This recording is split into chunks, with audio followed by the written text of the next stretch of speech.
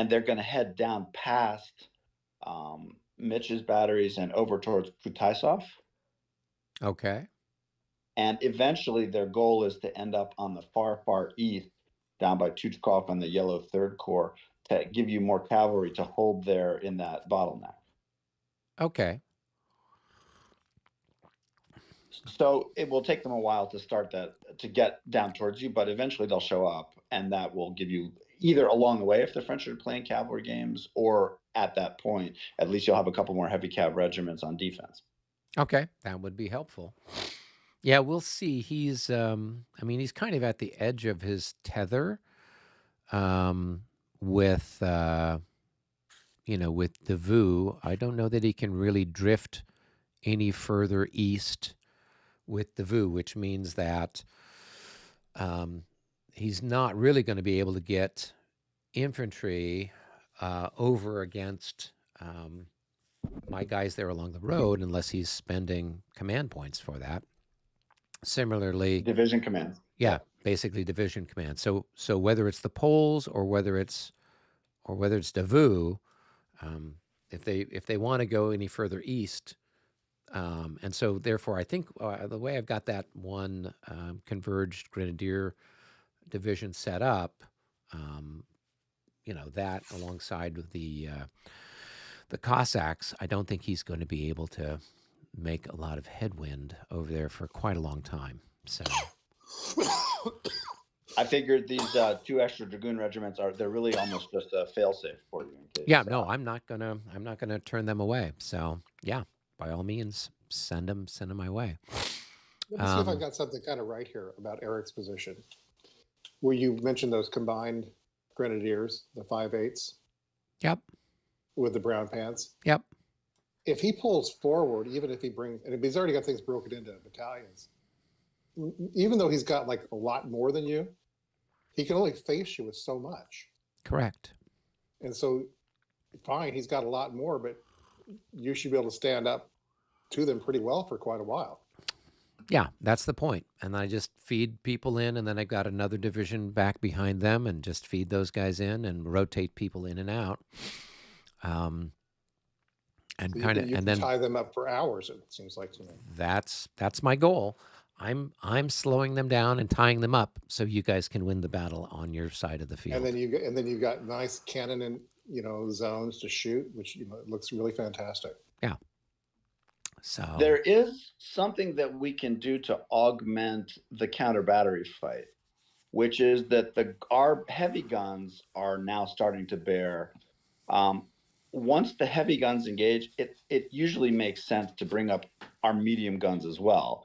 They have to move forward of the heavy guns because their range is shorter. So, Eric, you could think about bringing in the Sievers horse batteries. They would maybe position either between Kutaisov and Lowenstern, or west of Kutaisov, south towards Semyonovskaya, firing forward. Okay. It's kind of, you want to go, maybe you've already got an infantry battery, foot battery shaping up there. So maybe the place for the horse guns is kind of between Lowenstern and Kutaisov, like right about where the 27th Division is right now. Yeah, or forward, like where the R27 hex marker is. Wow, like that far forward. Okay. Yeah, like forward of the hillock that's there. Okay. That's kind of a risky spot.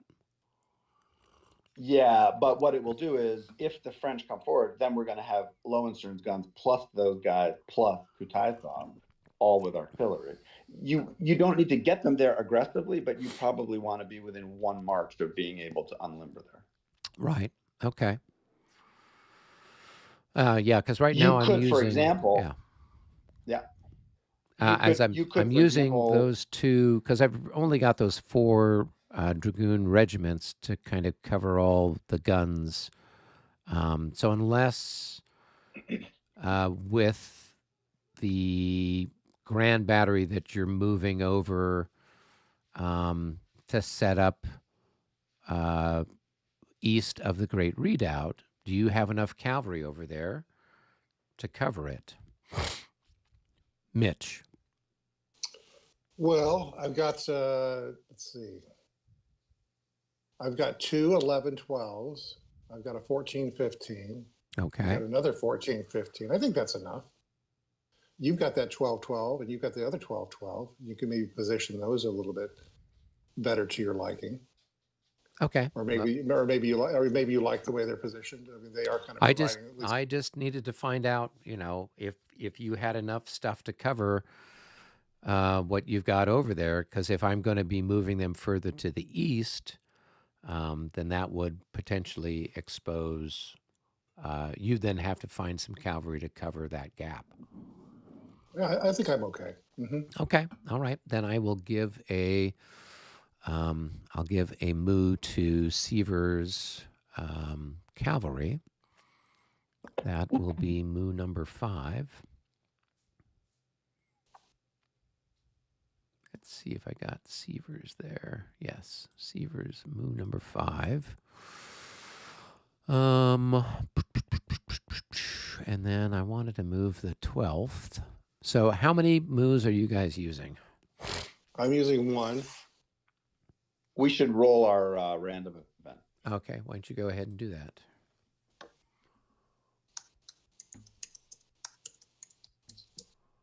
$66. Yeah. Mitch, I beat you to it.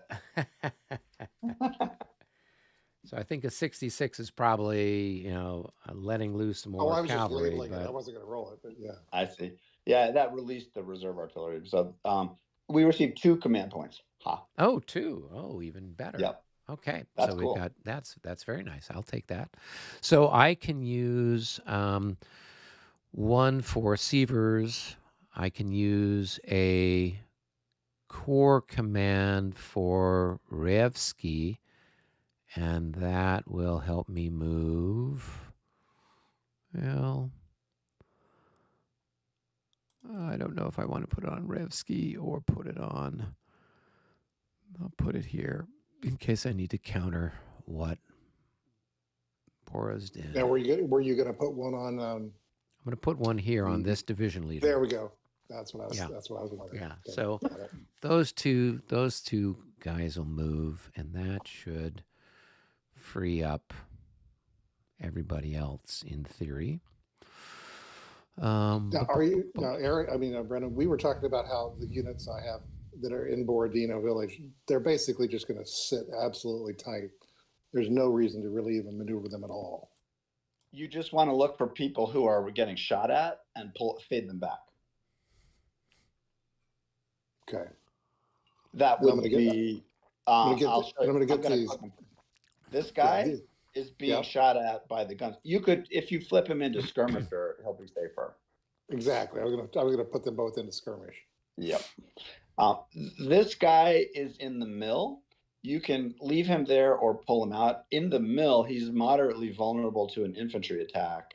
And that's a really good regiment. You could just abandon the mill, and if they get it, then we'll go get it again. Or you could stay there. It's kind of up to you. Maybe I'll put somebody else in the mill. Yeah. I could maybe put like one of my 3s. You know what I mean by third battalion. So it's just not. Yeah, sure. That's a good idea. Mm-hmm. Yep. Okay, so I'll try to see if I can pull those guys back and put in some other units from one of my other. I think I'll advance. Yes, that's what I'm going to do. I'll advance a different unit into the mill. Yep. And maybe we should take the church as well. The church is a death trap. What's the fire defense in the church? 12. That ain't bad. Yeah, you don't need it though. Why? Let them come in there and you kill them. Don't go there. You're vulnerable to artillery. There's no need for it. All right. Don't you hate my? I'm like wicked counterintuitive. Sorry. Yeah, it's not like we're getting a lot of anything for it, so you might as well just hang back. Okay. Right. They're not going to come in. They're not going to come and take it. At this point, they are building up their defenses there around those fletches. And they're on the south side of the Voina, right? I don't see them coming and venturing into Borodino again. Given the lost chance, their Michael's the offensive. kind of guy that will launch an attack if he's got something he thinks he can do. Well, Let's hope he does. yeah. Let's welcome that. So, okay. So I've used 3 command points, So I've used one, so that takes us to 4. right? So that's I'm 4. going So to there's use got 2. 2. Okay. I'm going to use the same 4 and 1 that I had. Yep. So Mitch, you got one more. Yeah, because we got 7 command points. So do you have anything you can use it for? We would just have to get lucky, and I could put it on 7, and if you were to pull out first, I could pull in an organized fashion with my 7th. Oh, you mean could use it for your dragoon cavalry. You could use it for Dorokhov cavalry if you wanted. And he's got or by Dorokhov, are you talking that's the 2 light ones? It's both. He commands the dragoons brigade, who's here, and he directly commands his hussars. So that would make okay. it It's actually all 4. Okay, then put one yeah, on. yeah. Mm-hmm. Then I'll take this lucky 13. And when that rolls up, I guess we'll talk about where we want to position those guys when the time is right. up. I mean, the main thing you're probably doing is slightly shifting the 2, 11, 12 to give your artillery a better forward path. Yes. Mitch, the other thing I'm going to suggest is a new position for those heavy guns when the time comes. I think they can be positioned due east of the Great Redoubt after you move the dragoons off, and they can be commanded as a grand battery by Yermolov. How about that? Yes. In the coming terms. Yeah, that's going to work well. I could just slide him over when these other ones run out of ammo. That's right. Yep. Okay. That makes perfect sense. Okay, then I'm down with that. That makes good sense. Okay, All right. then I will roll for my 2 light cavalry commanders and see what we get. So, And I put a command on mine, so there's no need. But you got some to roll for, don't you? Or do you not have something, Eric? You have 1? I've got 2. I've got Vasil Okay. who failed. I think And he's, Eric, do you have to roll for Platov or whatever his name is? Yeah, I do. Okay. And Or I will say roll for Brennan. him. Brennan, whatever your Cossack. Did I you already roll? rolled. Yeah, he's Okay. active. Karpov is my guy. All right, let's see if we have more luck with him. Hey, he passes. Anybody passed with a 1.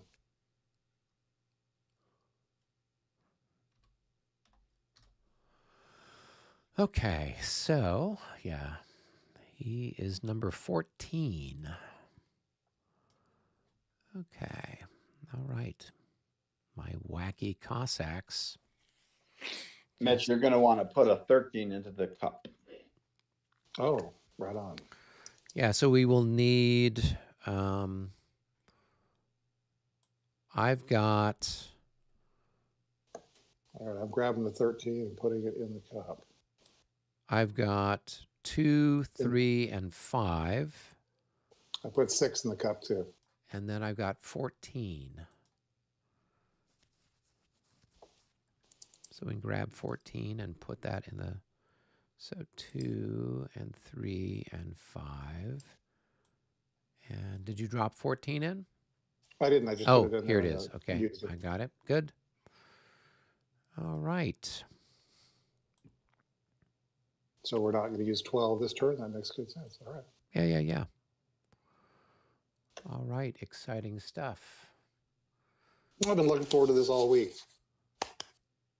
Hopefully we have a nice turn. Yeah. Me too. It's always fun playing with you guys. Yeah, Thank you. it's a hoot. A hoot and a holler.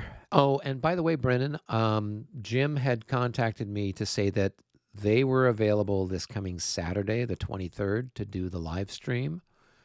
Great. And I'd sent you an email to confirm that with them and everybody else. So it's going to be talking about artillery. I don't know if Monty is going to join us, but it'll definitely be Jim and Dennis.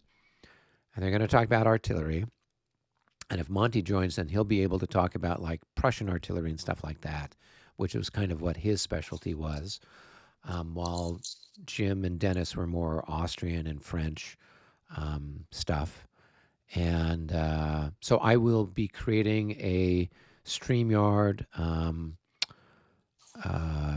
studio, and I'll send the link to you and everybody else here probably on Wednesday. That's cool. I could do a little segment on the statistics of counter battery action. That would be fantastic. And if you have anything that you want to send me, like, pictures or presentation, PowerPoint presentation kind of stuff like you've done in the past, try to get it to me, by Friday evening or Saturday morning. And that way then I can have it at my fingertips. So when we're doing the live stream, I can just bring that stuff up. Yeah, I'll do that. Like we mentioned, I were talking about counter battery thinking before you arrived, and like Borg, is a really good example of when you use it. Yes. Yeah, well, we've been using it. David Plock and myself and Michael McAlpin have been playing the Battle of Zorndorf, which is from the 7 Years' War. And with that one, we've been doing a fair amount of counter battery fire as well. You got these 12-pounders, and they're just kind of shooting across. They're kind of softening up the other guys, but also trying to take out their artillery. And so this is one of these battles. A lot of the ones before that, there's not a lot, and a lot of times the artillery is more like regimental guns, which are there kind of to add a little bit of pop and maybe a little bit of bloodshed when the other guy gets close, but they're not really for long range, type of stuff. So you start to see towards the tail end of the 7 Years' War stuff that then starts to make itself much more pronounced by the time the Napoleonic period comes along. 7 Years' War, give me a time frame. So 1757, 1758. So this is when the French Indian War is happening here on the U.S. and Canada. You've got the 7 Years' War going on between Prussia. So Prussia and Great Britain are allies against Austria, Russia, and France. And about 10 years before this war broke out, when Maria Theresa was first coming on the throne as the Empress of Austria, Frederick decides he's going to take Silesia from the Austrians. And so he invades Silesia, and there's a series of battles that happen, and he beats the Austrians. And so then they have a peace, and basically the Austrians have to cede Silesia to Prussia. And basically that's like one of the most fertile places in Germany. And I mean, it's great. It was basically doubled the size of Prussia practically. So 10 years later, the Austrians are like, it's time for us to take this back. And so that's what they do. Hey, it looks like everybody's going up to the lobby. Okay. See you there. Yep. Hello, gentlemen.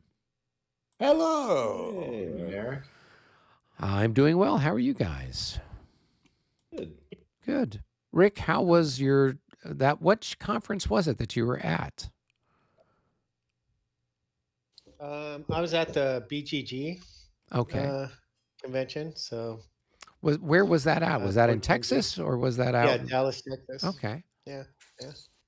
It's pretty neat. They had over 1,800 people there playing all kinds of board games. Wow, that's cool. Yeah. So typical. that's the Board Game Geek convention. Yeah, for sure. How many wargamers were there? There's one room, and it had 6 tables, and only one table was being used. And I think they had Here I Stand is what they were playing. Okay. So pretty nada. Yeah, that's kind of like the Buckeye Game Fest that Brennan and David and I had gone to a couple years back, where it's mostly, I don't know, they had 1,000 or more people playing all kinds of board games, but as far as war gamers, there was a room, and they had, I don't know, probably about 6 tables or so. We did have some more actual war games going on because we had 2 La Bataille de Moscowa being played that week, and then there were some other people kind of coming in playing some commands and Uh-huh. colors and some other stuff. But it wasn't Cool. anything like Consim, Right. where it's like, wall-to-wall war gamers. So Yeah, I mean, Consim is like the gold standard for us war gamers. So yeah, and so that's what I was expecting with the Buckeye. I'm like, oh, they've got 1,000 some odd people coming. That's going to be huge. Just like, oh no, it's all these people playing other games. So it was kind of interesting to see, but it wasn't. It was, and I think Origins is the same. Maybe they have more people playing war games, but well, I used to go to Origins when I was younger, and they have the War Room, mhm, which is like a special badge you can sign up for. right, You pay an extra $15 or something, and it basically has a large room. I'd say about 20 to 30 tables. And it is all different war games and stuff that you play. So it's bigger than like what I was just at, but much right. smaller than Consim. Then Consim, yeah. Well, and they had this weekend. They had the San Diego Historicon, Mm-hmm. and Thought so about it. yeah, I had thought I'd try to go down there, but I had stuff going on Saturday and Sunday with archery stuff and fencing stuff and other things. So there was no way I could get down there this year. Maybe, I mean, part of the problem is it's in the middle of the fencing season. So I'll have to check and see if we can avoid having to be at a fencing tournament when they have it next November. Because it'd be nice to go down, even if it's just for a day, to kind of see what's going on. Because at least from the videos and some of the photos I'd seen from last year, they had a decent sized turnout. But it's only, I think, 3 days. So you got to play fast if you're playing a monster game. Yeah, that's crazy. Yeah, So it sounds Concept like World cool. is the place for monster wargaming. Yeah, yeah. So, well, speaking of monster war games, we have one here that's on our virtual table. So, let's talk a little bit about command points and who's got what where and all that good stuff, so we have some vague idea what we're looking at for this turn. Sure. All right, we want to start over on the west side of the map, which is where all the most exciting things happen. Mm. This is where, Robert, have you gotten permission yet to use your attack him long range artillery missiles? Did President Biden travel back in time and let you know you could start to use those? No, not yet. Not yet. Robert Okay. scored attack him hits last turn. He scored like 3 or 5 hits on the cavalry. Oh wow. Yeah. Okay. We did make out with those. And then I read Jomini during the week, and Jomini said, "Be sure you set up your cavalry out of artillery." All right. So over there, it looks like you've got one on the 14th Division, Brosier. Yeah, one on 14th and one on Girard. Okay. And was the one with Girard one that you rolled for or one that you placed? Placed. Placed. Okay. So that's 2. And then Brennan, while we're there, why don't you explain what you've got? Platov passed his roll, and Tolstoy, Osterman Tolstoy has the 4th Corps, and Euler has the Grand Battery. Also, we got super lucky and got a 66 on the Army CP, so we got 1 extra CP this turn. Okay. All right. So that's there. On that side, did the French light cav groups that have been rolling, did they roll and pass or not pass, or what's the story over there? On the left, none of them passed. I see. Okay, thank you. Okay. As per normal, Lavrov has taken a command point. It's marked with a 6 near Borodino village. Okay. Good. And then while we're in that neighborhood, we've got number 13, and that's on what, the cavalry? Yes, the guy's fellow's name is Dorokov, and Okay. he's got the 4 cavalry units that are in and around that area. Okay, cool. All right, and then we move down to the French. It looks like they've got a marker over here. I'm not sure. Is that Saint on? Alphonse. Okay. Saint Alphonse, who's Okay. right there. He's got 6, and then Juno, his entire corps right Juno. there is 7. Okay. Cool. All right. And so that's 4 that you've spent so far. Cool. All right. So then we start to move towards the center. And David, what have you got? Guyot's got his, and that was a roll. Yep. And Ney got assigned one. Okay. And Napoleon is torpid again, so we did Oh. not get the one for things. So we only have 8 regular Okay. command points. So All right. So that's Which you- 5 so far. And then I guess Yep. it looks like your light commanders failed as well. Yep. Wow. Okay. Not a lot of activity. So then we move a little bit further into the woods there. Looks like Devu has got one on him. So that's going to bring us up to 6. And then Rick, I suppose the other two are on the other two, Nasute and Latour Malberg, Yep. right? Okay. So business as usual. Well, while we're over in that part of the map, Karpov passed his, so he's got one for his group of Cossacks. Then we've got a command point on, what is this, the 8th Corps. We've got a command point on Seaver's Cavalry Division. And then we've got a command point here on the 12th Infantry Division. So that's our big excitement in that part of the universe.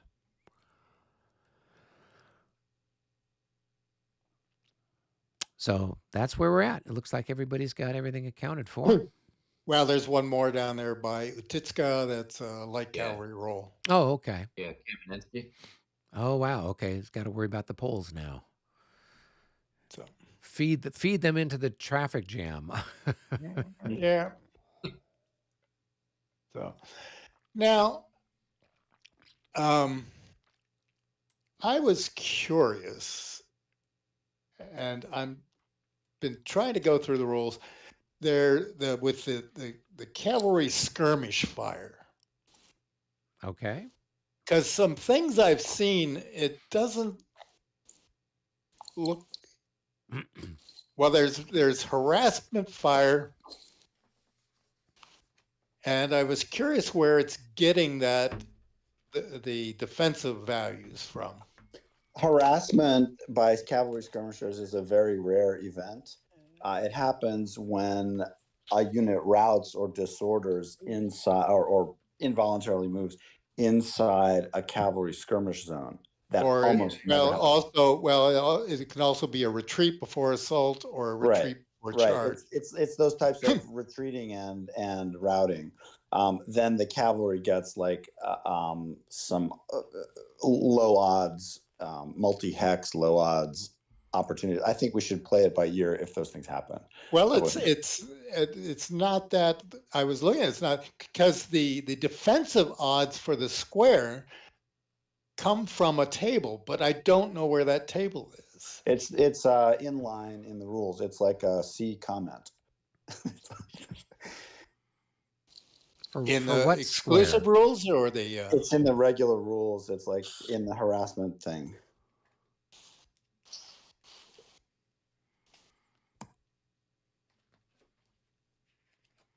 it's the one on the fire combat. It's 12.10.7. 0.1. Yeah. So a clear is defensive 2, and orchard is defensive 3, and cultivated is a defensive 3. Yep. But that's the only ones that get what's. And there's a weird harassment factor, which is like some multiple of the firepower and stuff. It's a relatively rare thing. It's a way for the cavalry skirmishers to inflict losses beyond their normal zone of control. Right. On routing units, like at the end of a game in a rout or in a wide open, early approach stage, you sometimes see that kind of stuff. But in the middle of a heavy battle, you don't see it very often. Now, the light cavalry skirmish attacks, are they also similar to that, or is it? It's a completely different mechanic. Yeah, so The light that's cavalry skirmish 12.10.8. So during the fire combat segment, cavalry units in skirmish order may conduct skirmish attacks. Skirmish attacks are fire attacks upon each and every enemy unit that rests in one of its 5 adjacent front hexes. They conduct skirmish attacks even if they are the target of an assault. So that's not any different than it is in any of the other rule sets. Okay. The harassment thing is you count up how many hexes it ran through. Right. And each one counts as if it was being attacked by the skirmish firepower.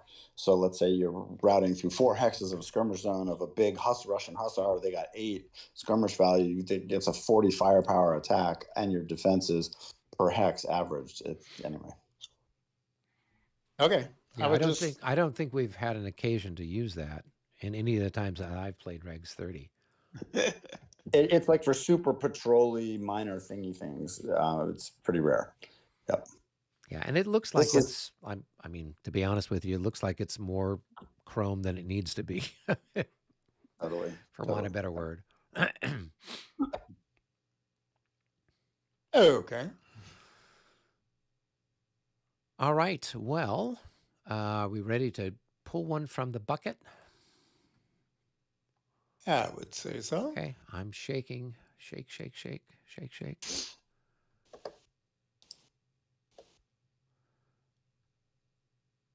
All right. Here, I'll grab one. It is French 11. I don't know where that's at. Is that? That should be my cavalry in the center. Oh, that's Guillaume. Okay. And then let's grab a few more. And then we have French 8 and French 6. So we got lots of French stuff. I don't know where 8 is, and I don't know where 6 are. Oh, 8 is nay. Okay. 8 is nay. Okay. And then 6, is that There's one Michael of yours, with Saint Robert? Alphonse. Oh, Saint Michael. Alphonse. Okay. So, David, we can watch you do your exciting stuff there, and unless people want to keep drawing chits, but It's a good spot. That's 3 chits on the board. okay. Instead of charge that's gone on there.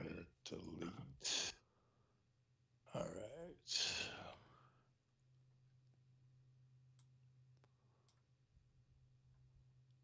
All right. So situation normal, no change with Guillaume. Yeah. Well, yeah. The commander actually moved, or yeah, he.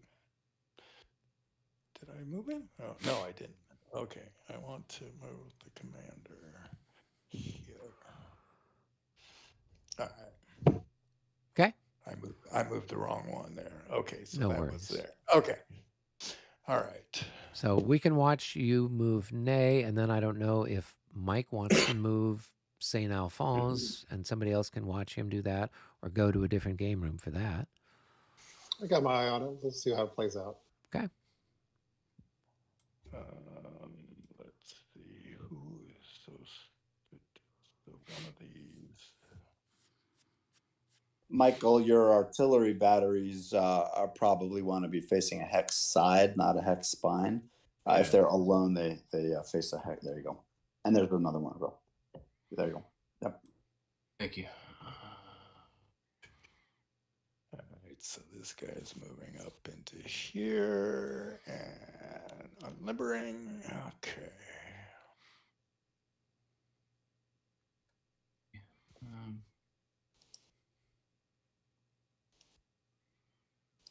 All right.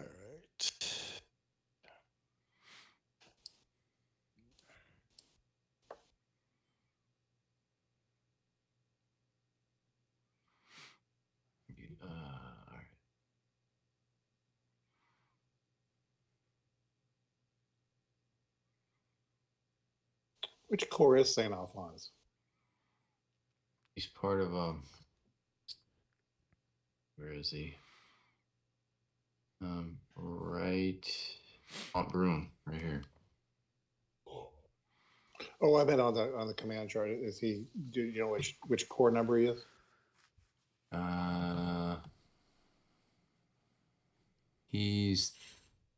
No, he's not 3. I think he's guard. It's a 2nd Reserve Cavalry Corps. Thank you. Thank you.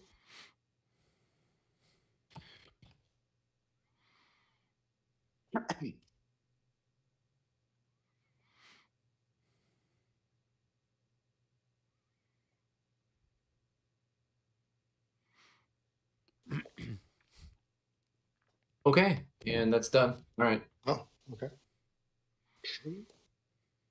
It's basically just a division. Is there a is there a key shortcut for zooming in and out on the board? Mouse wheel Yeah, if you press Control and then or control mouse wheel. Yeah. Control and the Control. mouse wheel, you can zoom in and Oh, out. sweet. Okay. Yeah. Ooh, that's fun. I'm getting dizzy. Okay. All right, what did you have next, David?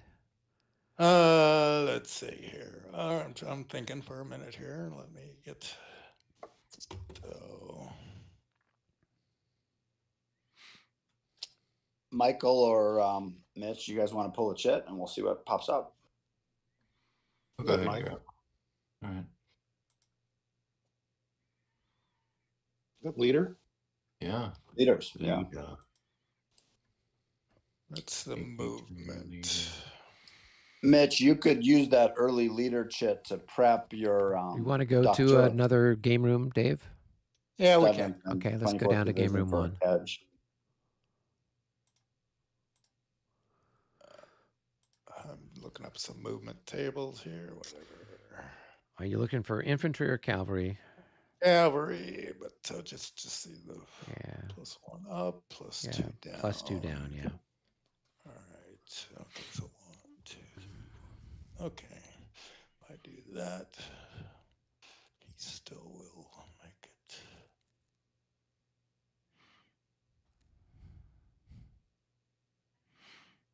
All right. So first, I think I'm gonna do this cavalry guy sitting out here. 1, 2, 3, 4, 5, 6. Cool. On that. Okay, so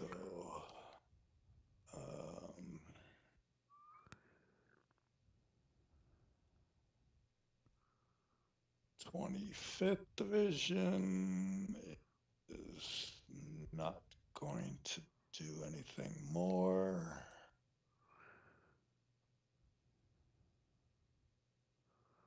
Was that an infantry division or that was another? Yeah, that's this guy here. Ah, okay, okay. That's that. Oh, Are part those of him. guys. Those are Okay. part of Yeah, him. kind of forgot This- about them. There.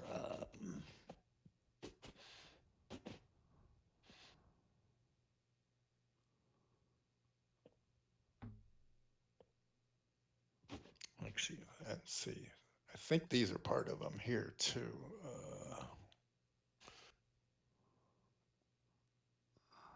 I remember right. Are they part of? Yeah, Yeah. they're part of him. Oh, yeah, Not those much guys left. got pretty badly shot up, didn't they? Yeah.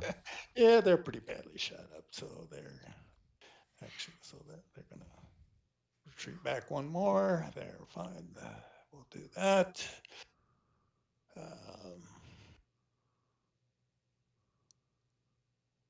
And that keeps that. All right, now let's see who's next.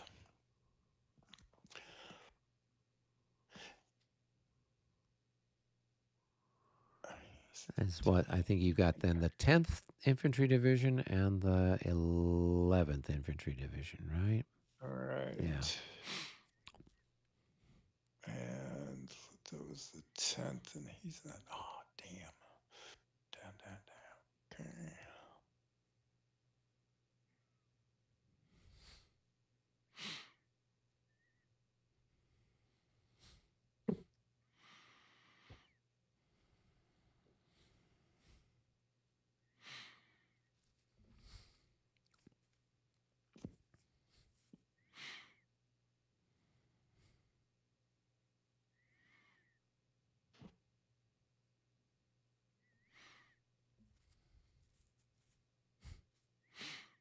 All right, so actually, move one other guy in that cavalry. This cavalry with the 14th. Yeah. Yeah. See these guys. Sure. Um,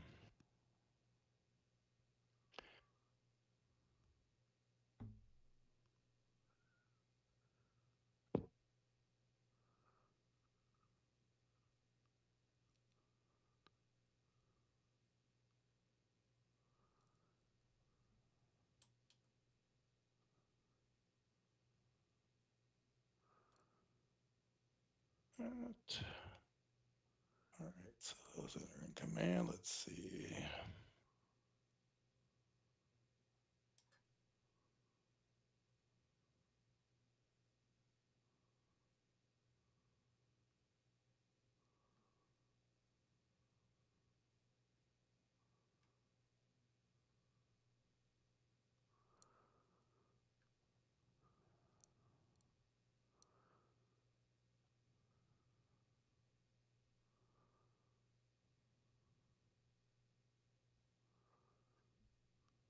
See, unfortunately, I've got that one guy. Oh, I know what I can do with him.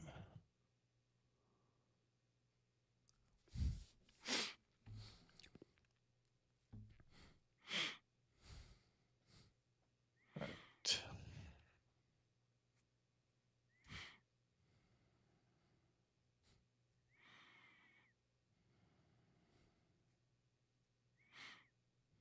All right, do I want to do anything more with the 11? 11.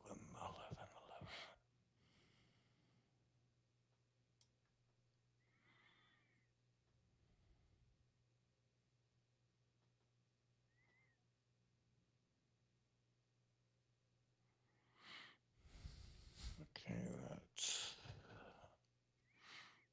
much there. All right.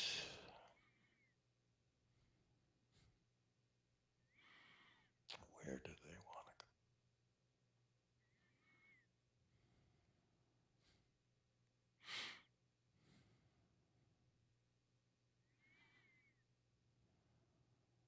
go? All right, let's see.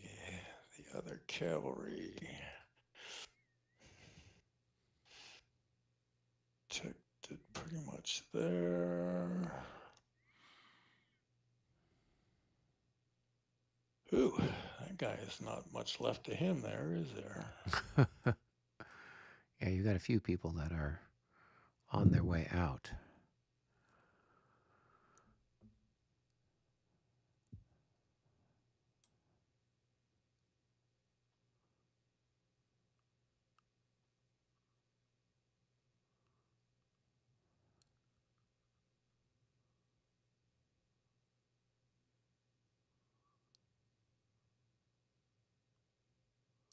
All right, so let's do this. 1, 2, 3, 4, 5, 6, 7. Back to there. Excuse me. He needs to be in column.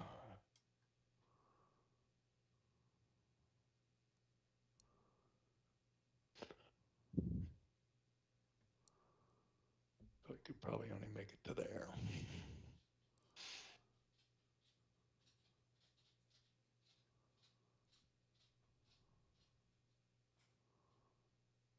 You can pass through a disorder. I think you can pass through a disordered unit, right?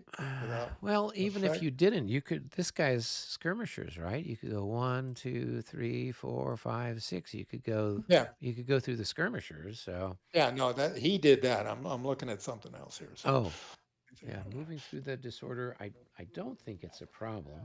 I don't yeah, think I you can don't. end stacked with them. You'd be disordered Yeah, if if I you end stacked. stack with them, it's Yeah, the thing. but I I think think it. when we were looking at that, there's somewhere there was a chart for stacking. So good order with disorder, you have to displace. So you can't be stacked there. But I don't think there's a penalty for moving through it. I think it's Yeah, only if it's routed units moving through, or cavalry or something like that, where you'd have an issue. all right. All right. So, okay, that's. Now you probably want to pull the disorder unit back, because if it gets another hit and fails, then it's going to rout. Yeah, that's definitely a possibility there. So, but I'm okay. So,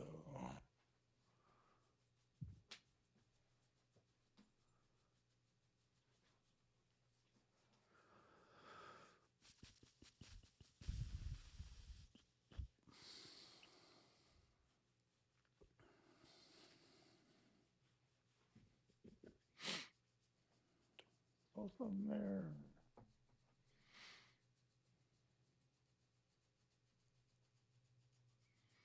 Actually, 72nd. That's a 7. Oh, okay. So I can.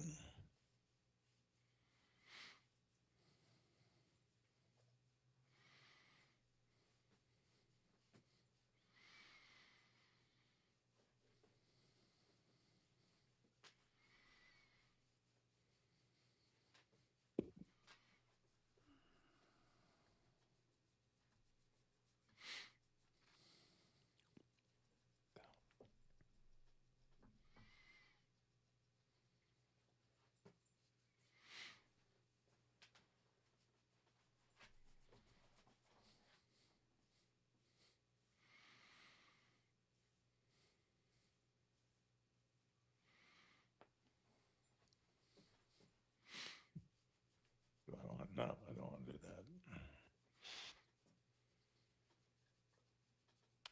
All right, let me break that guy down. That's the 46th. Third core, 46. I'll be back in half a second. I gotta Okay. check, make sure something's out of the oven. What are you doing, Pop? Nay, it's this guy. 10th. 42nd.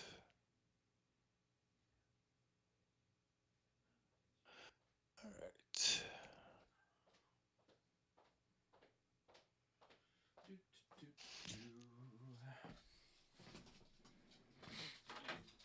All right. 2,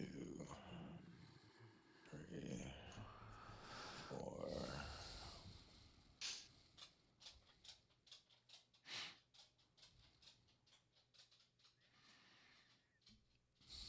Let's move him back to there. Let's move him up to there. And him up. Oops.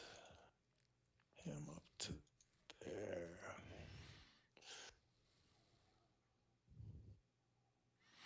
And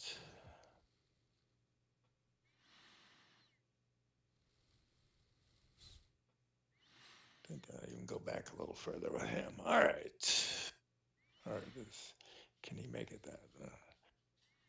He should be. I mean, he was in this hex here, right? Yeah. So just 1, 2, 3, 4. Yep. And what's Okay. his movement's 8. So yeah, he could do it. But isn't disordered to have? Yeah. So that's why I'm like Okay. 8 halved Yeah. is 4. So he could move back Right. 4 Okay. hexes. Yeah. I think he'd have to be facing a different way, but right. Oh, or is he in line? If he was in line, let's see, was he in line? Well, actually, are you in line if you're in disorder, or are you in No, disorder you're when not you're in disorder? you're, Yeah. you're So in disorder and disorder, right? yeah, So yeah. yeah. So no, So, it's fine. He could get there. Yeah. All right. Here's one.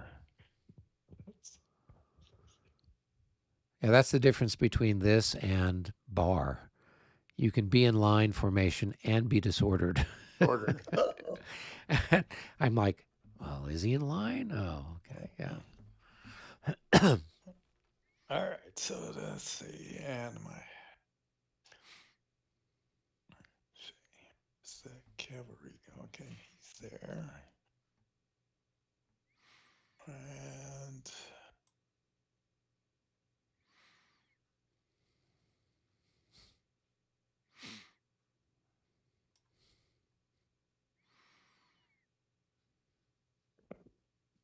do I want to do anything different?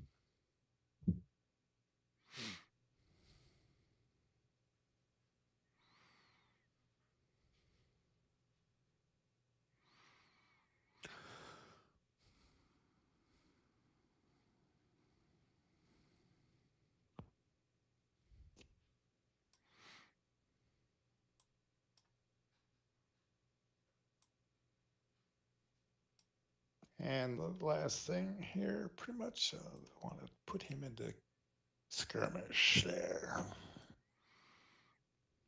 All right. So the cavalry's good. Let's see. All those guys are in command. That will be in command next turn.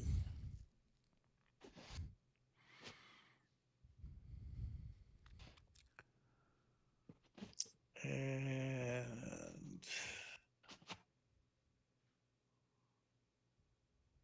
well, that would do it. Do you want to anything left with that? I don't think so.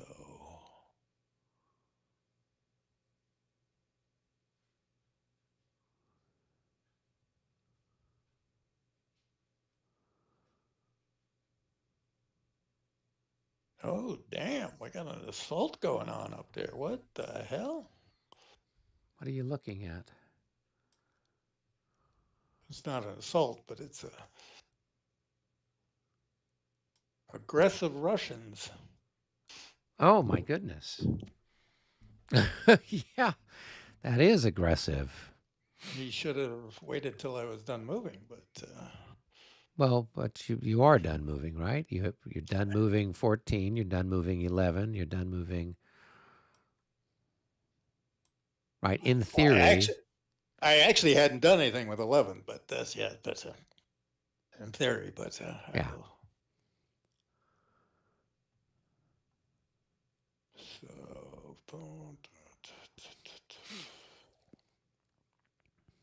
interesting. Okay. That is interesting. Something I wasn't expecting. All right. Okay. We'll go with that. All right. I guess my command is still centered there. Everybody's in command. 1, 2, 3, 4, 5, 6. He's in command. I think command looks good. Yep, I'm done with that one. Okay. Go back up. Cool. All right. Back up to the lobby. And I think, all right. So it was leaders that got pulled? Was leader Chit what got pulled? Yeah. Okay. Mm-hmm. All right. So I think I moved one leader. We probably have a few more leaders to double check and see. Michael, you have a Hussar unit who probably should be flipped over to his regular side. It's over here. Oh yes, he cannot be in skirmish formation. You're right. I think he was in regular line and he got like tagged, and you were just looking at the back of it or something. Yeah.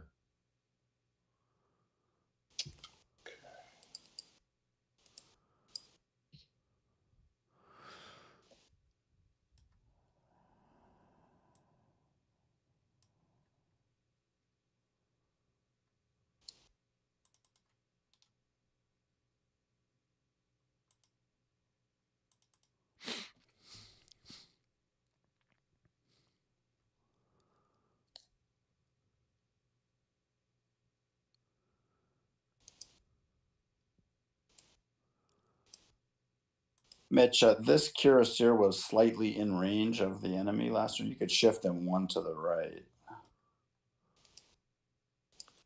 Yeah, give me 1 second. Oh, one to the right. Yeah, you could shift the cuirassier. The Astrakhan cuirassier is over here. He was just barely within range of a ricochet there. Okay. And also up here where you're moving the infantry, if you could free up the bridge, I have cavalry to come across the bridge. So if these 2 battalions could clear out of the way, that would be helpful. Yep, that's good. And this guy also. Yep. I need the road there too. So you could stack from here. Okay.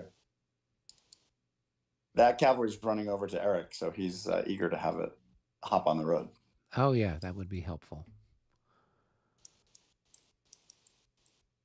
Oh, and that worked out well because you got the leader Chit pulled. Yeah, it let the Dragoon leader go really hustling down your way. Okay, nice. I appreciate that. His name is Kreitz. He's like he's almost halfway to your position. He's in the middle of 7th Division there in the center. Oh, okay. Oh, I see him. The regiments are going to take a long time to catch up, but Yeah, that's where he is. Okay, good to know. Yep, when we make our big counterattack, we'll have those guys He'll ready. be vital. Absolutely, yeah. Yep, that's going to tip everything in our favor. Particularly Those regiments are when most aggressive in the Russian. Yeah, I'm sure you know, perhaps historically, who was who and who was doing what, where, when, with all Not these those peoples. regiments. Oh, I've okay. never heard of them.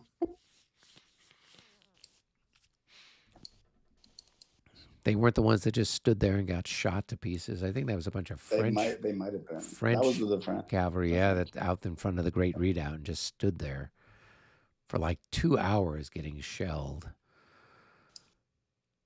Just absolutely nuts.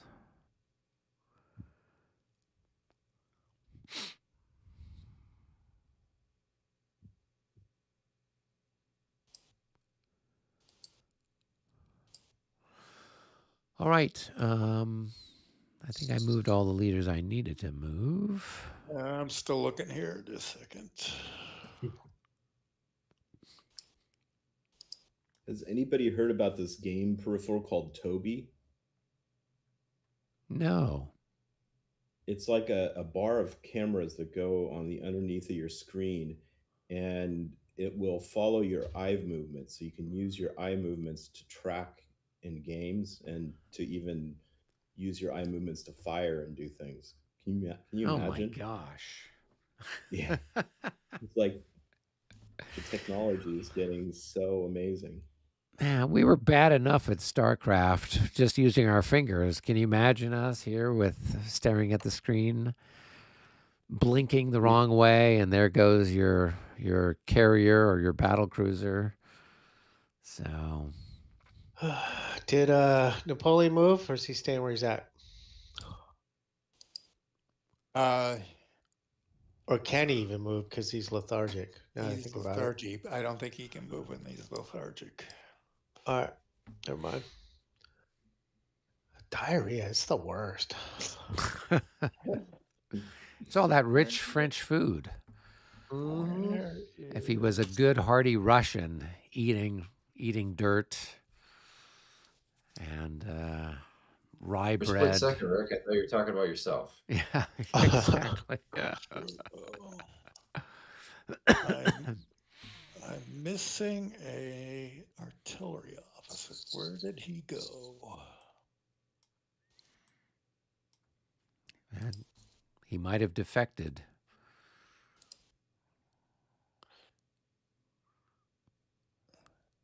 I was going to say we pay better, but that's not true. We don't feed them any better.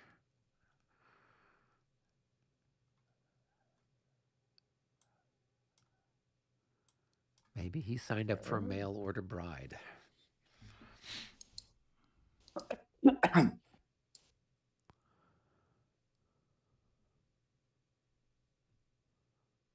anybody see Drouot? He disappeared. He was on top of Zorbier for a long time, but I don't know where he went. Right, and I moved him down. I kind of swapped places with him and Sobier, but I can't find him. I thought he was down here somewhere. You can just rebuild him if you need him. Yeah.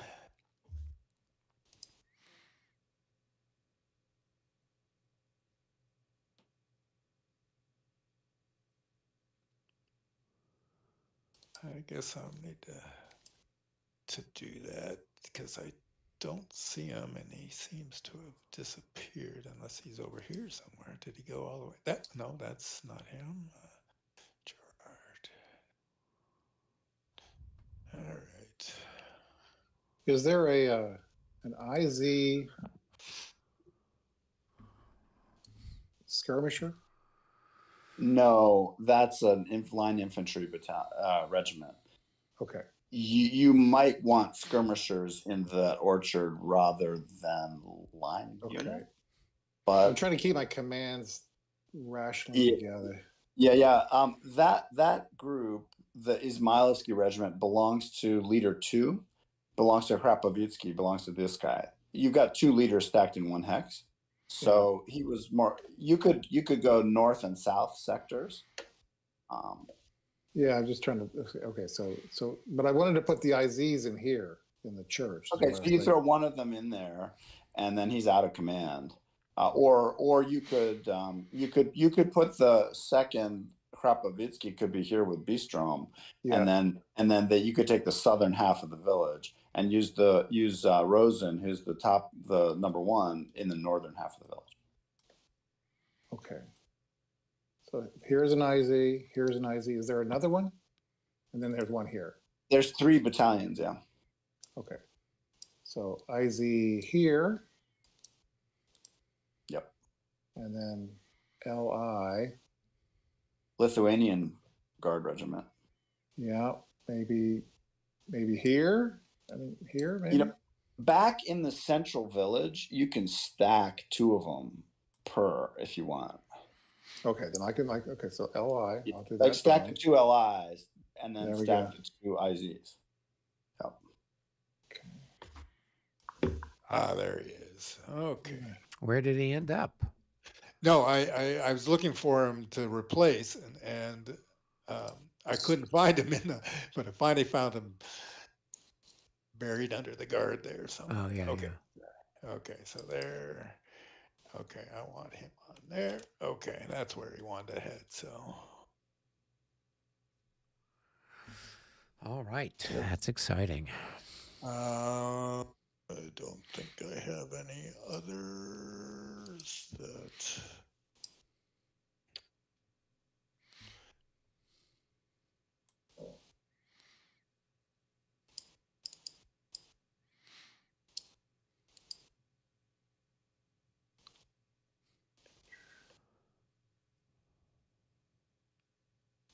Okay, I think I'm done with the leaders. So. Okay. Cool. So it looks like we still have Mitch is still doing his thing. Yeah, I'm getting closer. Do we want to pull You okay with another that? chit? Let's grab another one. That is Russian number 5. That's one of mine. And then Russian number 4. That's one of Brennan's. So let's see. Number 5 is, I think, this group of cavalry. So let's see here. We will pivot those guys there. And we got 5 and 4. Yeah, 5 and 4. So that's Sievers and Associates. Okay, I can do 4. Yeah, I can do Russian 4. Robert, how about you and I go down to the game room because I have a bunch of stuff that may take a little reaction for you. Okay. You want to do? Just go to 1. Sure.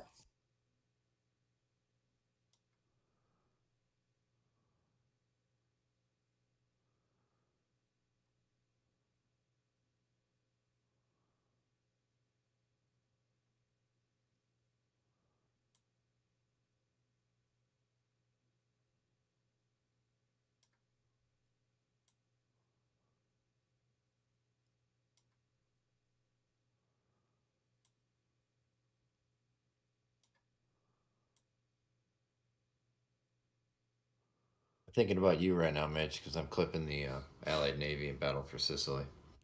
Okay. Nice.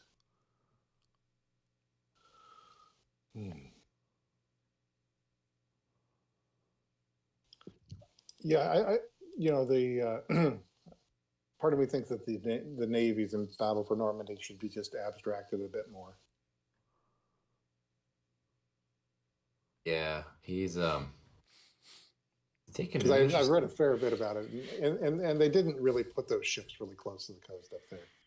But he doesn't really give enough space to move them up in that sector up in the northern Cotentin so that they're out of range. You know what I mean? There's just not enough room. Yeah. To use them, but also keep out of range. Yeah. He adds in a submarines in a Battle for Sicily. Oh, nice. Yeah, not as counters, but as an abstract game within a game for the naval piece. Or maybe you should be able to lead with your destroyers, and if there's any losses that comes off destroyers, so you're not leading with your battleships. There's something not far away from that in the game. Okay, in the Sicily game. Yeah. All right, I'm going to go see what Brennan is up to.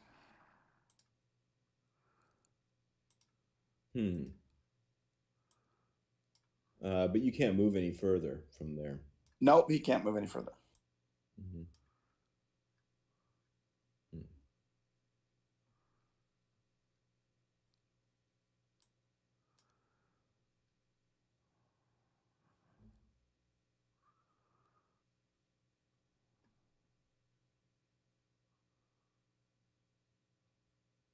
I think it's better if I stay there because your other infantry can then just move into that area and start flanking my units there.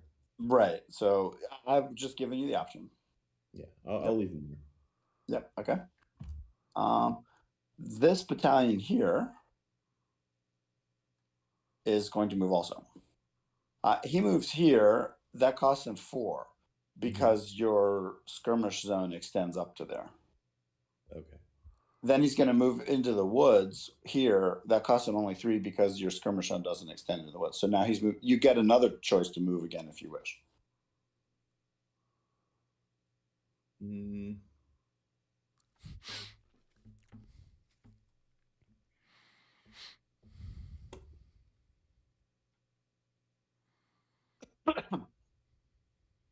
No, I'll leave them there.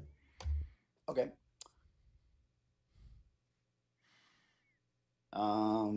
This guy here is gonna go here and form skirmish. And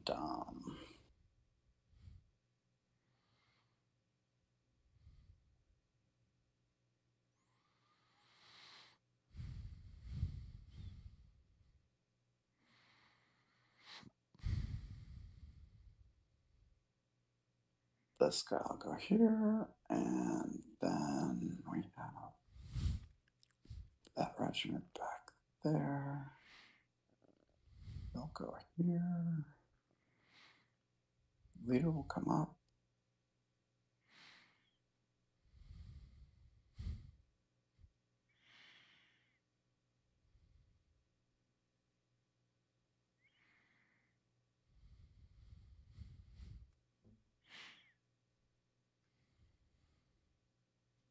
He'll actually go here.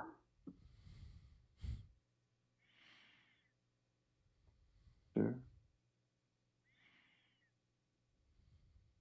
I can't do it. Doesn't have enough roads. Okay. 6, 7. They'll go up here.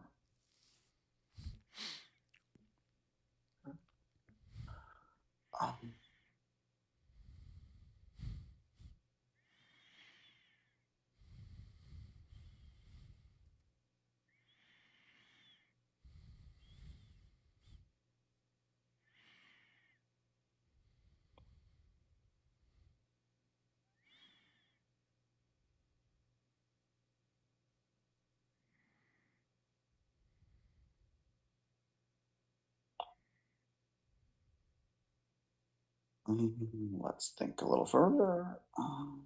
You want to go?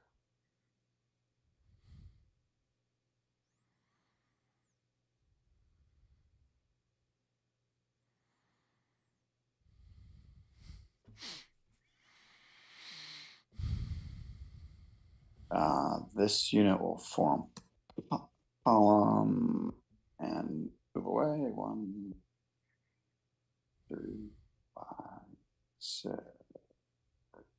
7, 8.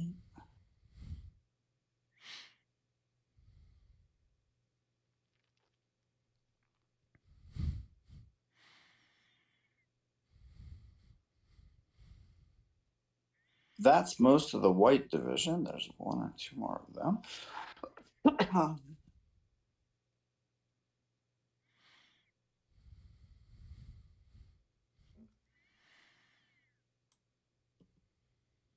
that guy's been hammered. He'll trickle over this way. And skirmish formation.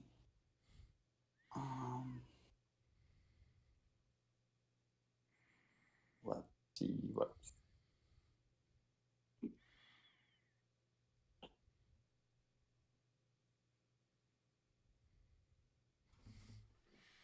Should you take the out of command label off of him? Was he in command? That's a good question. Yeah, he was in command because he was on an ADC. That's Okay. just yep. Some kind of leftover.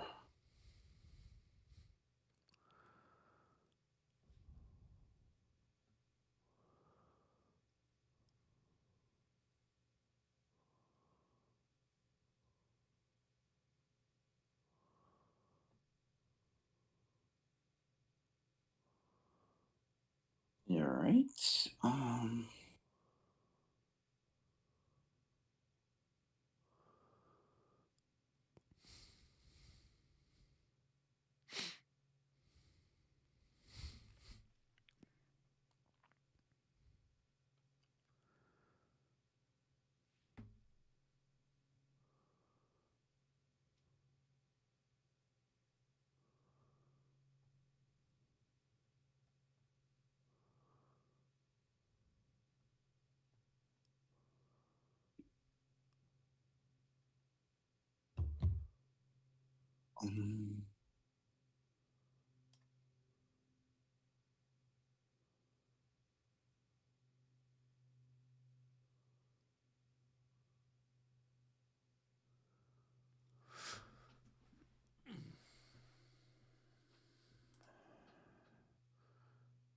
All right. They've drawn my other chit. I'll go go see what's going on.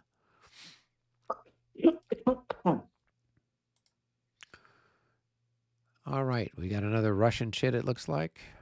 Yep, that's you. Oh, that's me. Excitement. That is number 2. Okay, cool. And see, do we want to draw another one while we're at it? See if the French have anything going on. Number 15 now. That's going to be for Brennan. He's still moving number 4. Okay. All right. So that's going to be this core. So what do we want to do? Well, what are we going to do?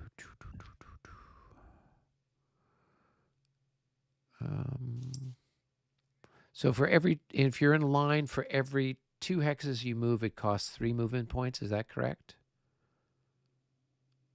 Only if you're guard. It's for every hex if you're for regular. Yeah. Okay, so remind me, because I haven't moved much in line. So if it's moving in line, it's 2 movement points per hex? Yep. Yeah. Oh, okay. All right.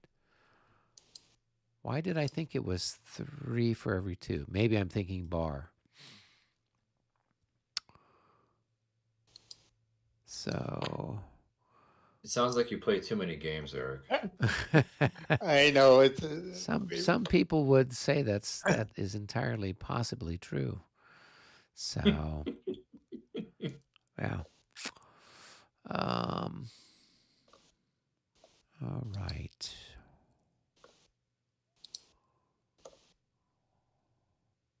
So let's see. Don't know that I need to do anything with the second converged. They're okay where they're at.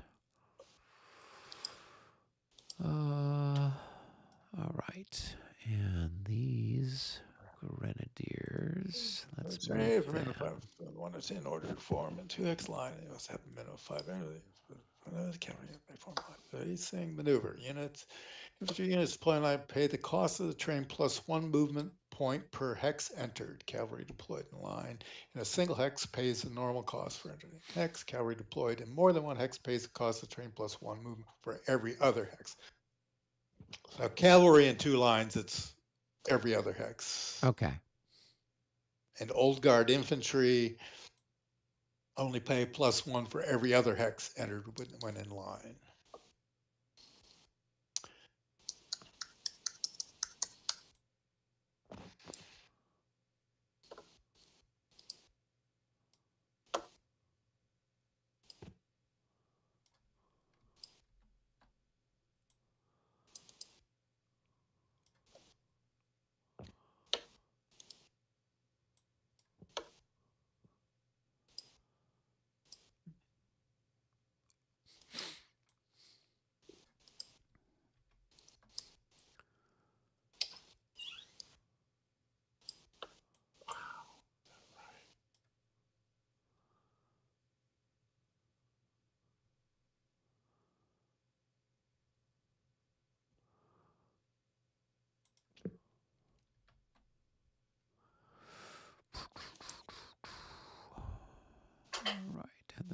27th.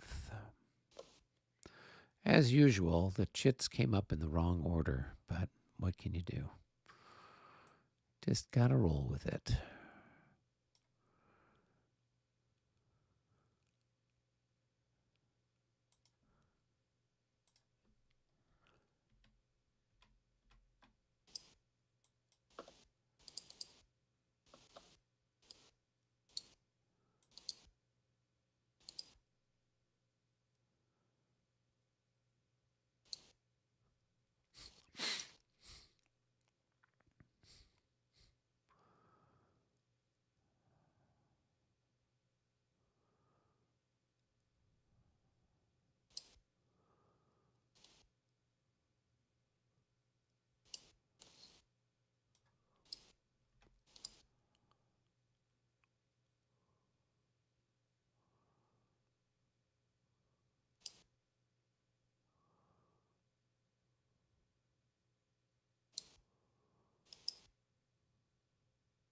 That's interesting.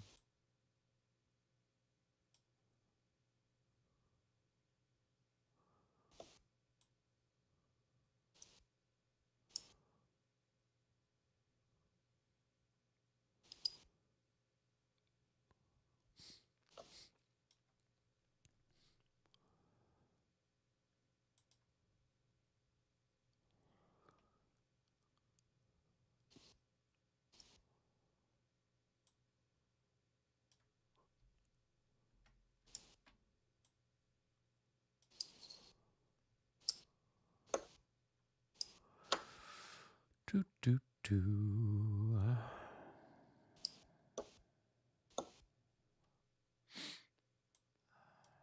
And I guess what, units and square also only move 2? Yep. Okay, so being in square and being in line are the same as far as movement.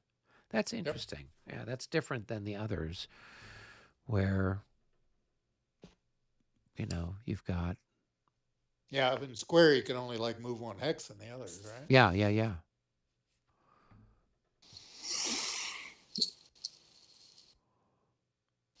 Okay, we will then move our beloved leader here so he's in the center of the pack. Okay.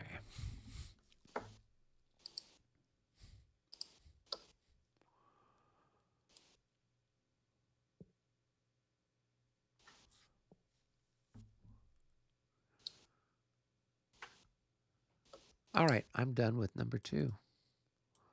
Not anything terribly critical. It was mostly just in case something exciting happened with French Moon number 1, but going to have to wait until next turn to see what French Moon number 1 does. Yep. So I'm estimating, Michael, those scans are about 2.5 times. Well, it's French number 2. Resolution. So, Mitch, are you done with number 6? I think so. Although I wanted to talk to Brendan a little bit about some of my cavalry, but I think we can move on right now. Okay. Let him know that Platov's cavalry came up. Their move came up. I'll pop in with him. And Yeah. yeah. I think he's still doing stuff with number 4. All right. So it's French number 2. That's you, Rick.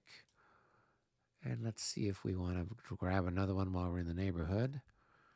That's going to be Russian number 1. That's also then one of.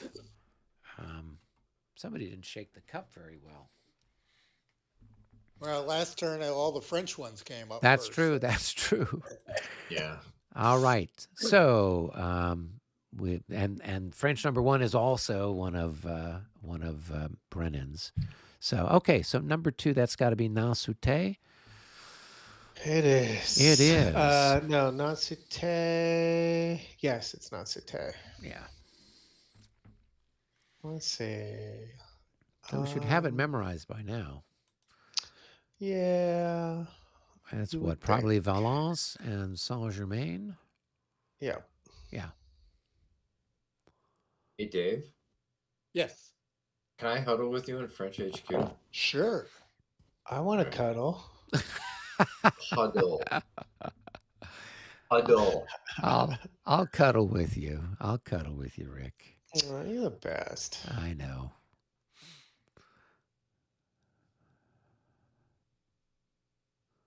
Gonna go to there. All right.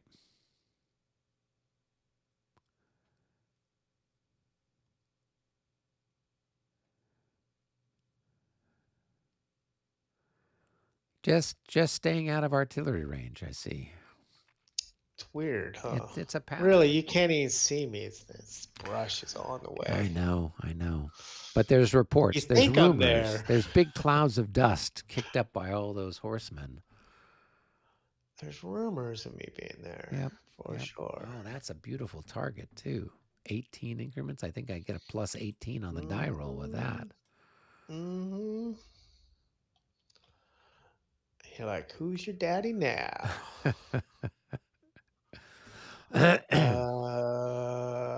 Artillery, I can't really move because everything's in the way. Can I move these guys back?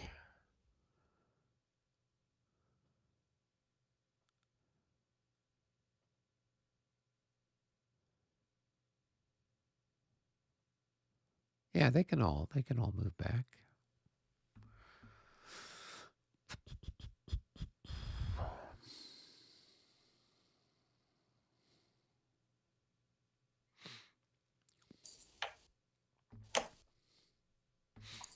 So Michael, I was looking at this.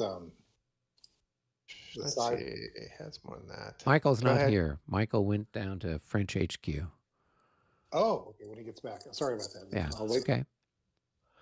Nancy also has Pierre Jacquinot, who's dead. So Henry and Nowaski, Brouillet. All right, so it's all those guys.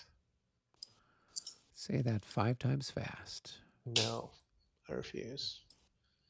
Yes, he's got that. All those light cavalry guys.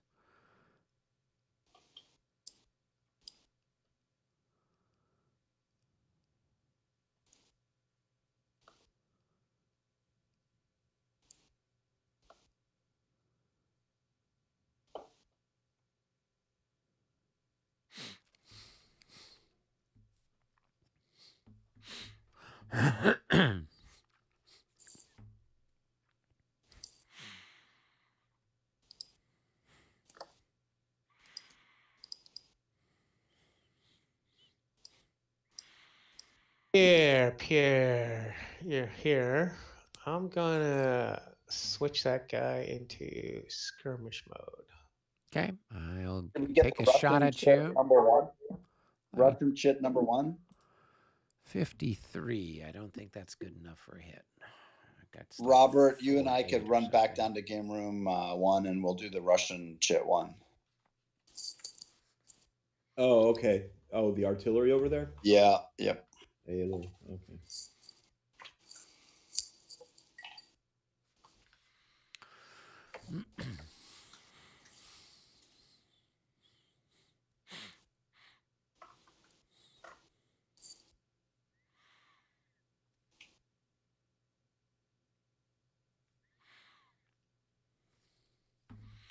Skirmishers versus skirmishers.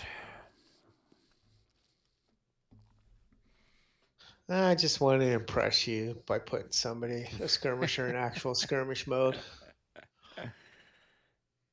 Yes, I am impressed. I am suitably impressed. Let's see. Those guys are different command. So did this guy move here and form skirmish? Is that what happened? Or did he form skirmish and then he moved forward? Yeah. That's what I was curious. Because I saw him there and then I saw him flip. And then I moved. Yeah. Okay. Yeah, because otherwise I'd get another. I was talking, but I didn't have my button down, so you didn't hear me. Sorry. Oh, okay. That's my fault. I even said something like, I'm going to switch him to skirmish before I move in there so you don't shoot at me. Yeah. No, that's the sensible thing to do. I would have given you the same advice. I gave you one freebie. Shoot once. One freebie? Okay, your Moscow got like 5 or 6. They did well. There you go. I think that is it for those guys. There's not much. Okay, so that's it for number 2. Yeah. Cool. All right. Situation I normal. can't stack artillery in artillery hex, right? 2 artillery guys in a hex. You can only have 3 per 3 increments per hex. But do they have to be the same division though? I don't know that they have to be the same. Because I can division, move like Saint Germain into the guy that you just shot and did a damage to. So then, I have Yeah. 3 I now. mean, they're still part of that same group, but I don't know how you can get there. Well, what you'd have to do is this guy here was It's here, this guy. right? Yeah. Yeah. So They when you might move suffer a these morale guys penalty. back, then you could move No, him up, and then you would move Yeah. that guy back after you, like closing the door after you'd move the artillery up. But yeah, Right, you right. could put him there. You could unlimber him there. They might suffer a morale penalty if it came to it. Oh yeah. Okay. So yeah. So they would Because have a it's 2 plus. units stacking without a leader. So -3. Yeah. Yeah. Yeah. So I mean, it may not be critical in your calculations, but yes.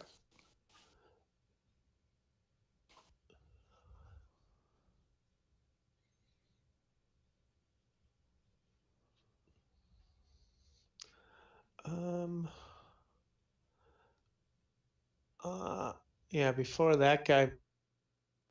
Backs out. Yeah. Go ahead. Roll him up.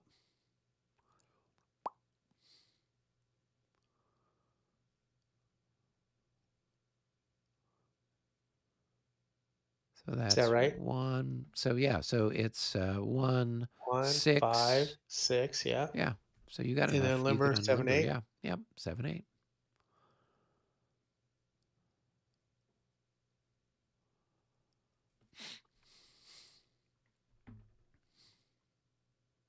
More stuff for you to shoot at. It's fine. Except it's not in range either. Damn it. But you've got. You Wait can for at it. least I'm shoot at getting my. there. You can at least shoot at my infantry that's out there. Well, no, I'm not done moving. I forgot I got one more guy. Oh, okay. I don't know what. Oh no, he's out of command, so I have to wait till out of command phase to move. Never mind. Yeah. All right, I'm done. Okay. Oh, I can move that guy up 1. Yeah. That way, if I route, I have nothing. No routing. No streams to route through, so I'm good. It is improbable that you would route. Not impossible, Yeah, it's but improbable. Yeah, but you know what? You shot head off of one of my guys already. The militia wounded how many hundreds of men? Yeah, the militia with their little pitchforks and slingshots did a fair number on you there. All right, let's go take a look and see what. So it's number 1. That's Russia number 1. So that is Brennan. Let's grab another one. Oh, it's Russian number 3. That's my last little group of guys. Okay, so I'm gonna. Yeah, 14. I haven't done number 14 yet, but we haven't pulled that one out of the sock yet. So, all right. So number 3. Oh, what are we gonna do? We gotta try to bail out these poor benighted chaps.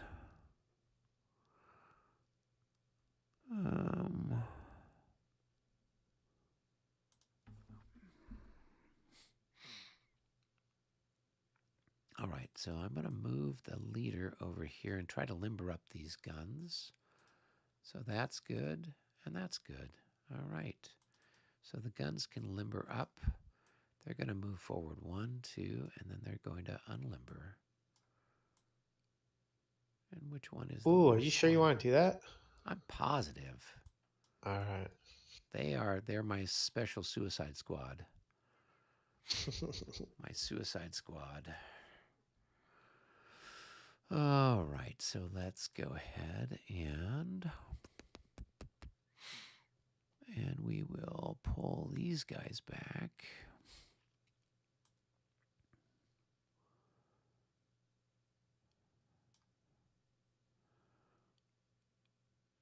these guys will pull back. Well, we'll take them out. So they'll 1, 2, 3, 4, 5. All right, we'll put them here. We'll put them in square. And then these guys, who are they? That's part of their fellow cohort of also unhappy people. Put them there. And let's see here.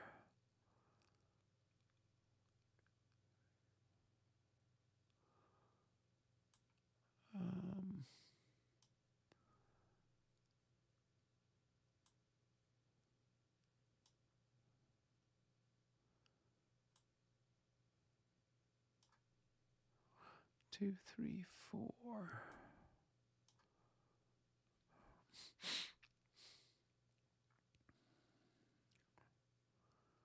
Right, those guys, they're the 12th, 26th, the 26th. Those are all out of command. Got to label those guys. All right.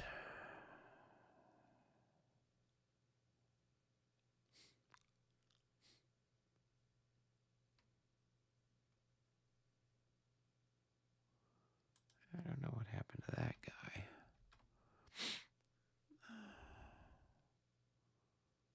Okay, and everybody's 1, 2, 3, 1, 2, 3, 1, 2, 3. Okay, cool. All right, that takes care of that.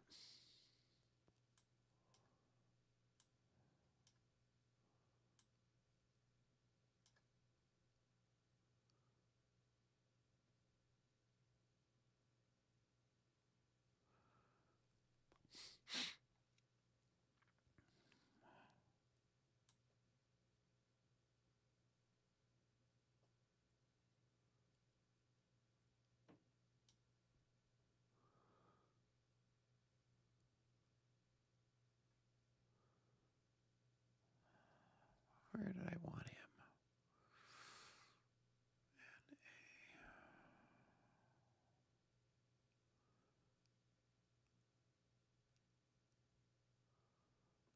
Now we're going to get him over on this side. Okay. Slowly move everybody. Okay.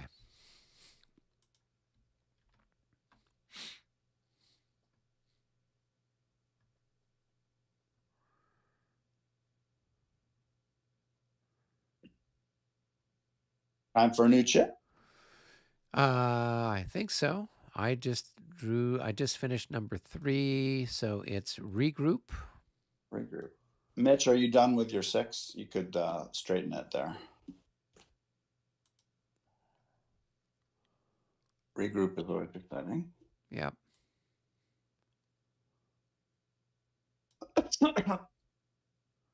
Most of the Russian army spent the first 3 hours regrouping from the rear. Yes. At least most of my part of the Russian army did. I don't know about you guys.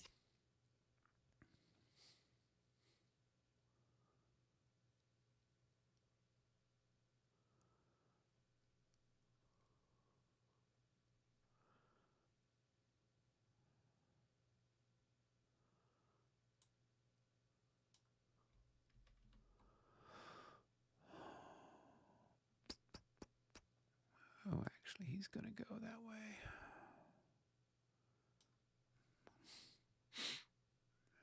I'm glad we got regrouped before the artillery, because now the cavalry that got pounded can get out of the way.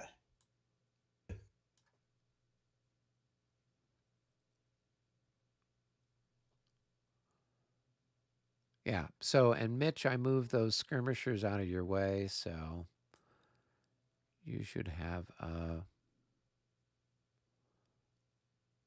they're around the Great Redoubt.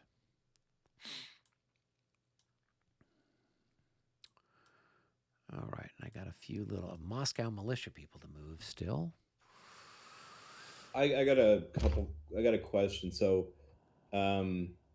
heavy cavalry versus light. So, can heavy cavalry move through squares, or is it only light cavalry? Nobody can move through your own through squares. You can charge. Any kind of cavalry can charge through a friendly square or an enemy square. But you can't actually. You can't move through them. that. Okay, that was something. Okay. So, and if I'm in line and now I am regrouping toward my leader, it costs me to change to column 1, right? Or Yep. 2. 2 for 1. cavalry. Cavalry 3. Or 3. So, for example, this Hussey up here, he's going to regroup. He would go into column, which would cost 3. And then... Do you really want a column? It's rarely used, but if you really want it, you can. Well, I could leave them in line, but then doesn't it cost extra each hex to move in line? Only in multi-hex lines. Single hex line is your standard formation. Oh, okay. So, like, if you want to regroup down towards Hussey, you just turn around and move down towards Hussey. Doesn't cost anything. 0 to change facing. Oh, okay. So he's pretty flexible. You could move through Brutier, the leader, through the 5-point flag, and then like on through the brush, no trouble. Right, but I can't move through the square. Okay, so 1, 2, 3, and then the brush would be 4. 6. Brush is 4. Oh, so 7, 8, and then up the ravine 9, 10, 10, 11, and then that. And you're in when you get here. You're in command, so you stop. Or I could just be here and. Yeah. Sure. Yep. And you stop. So you were facing him. So you're probably facing it like that. That's perfectly adequate. Yep. That's good. Oh, but I got to be in line. Cavalry's allowed to move sideways also. At any lines are permitted to move sideways, as you know. So they're pretty flexible.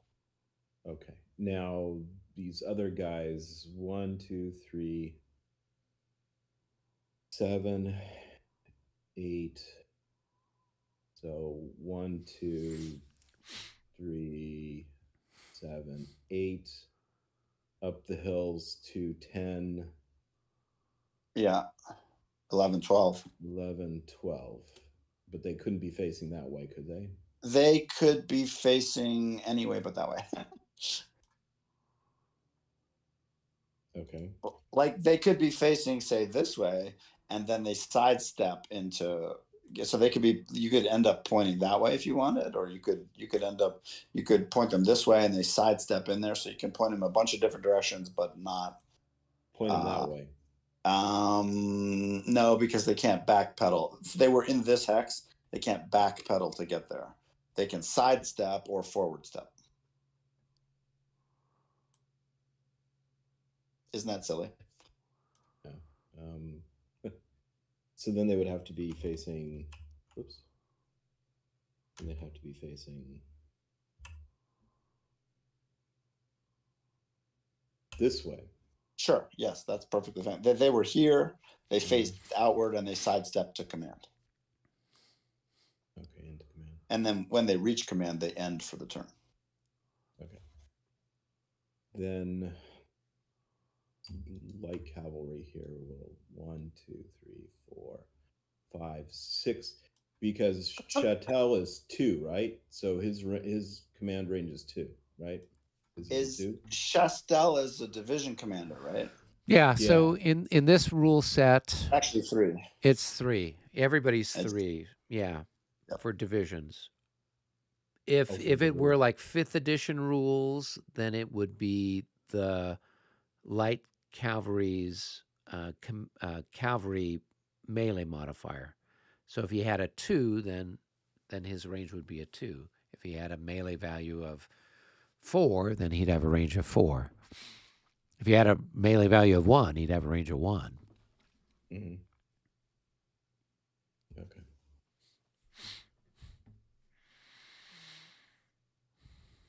All right. So those guys have been then moved.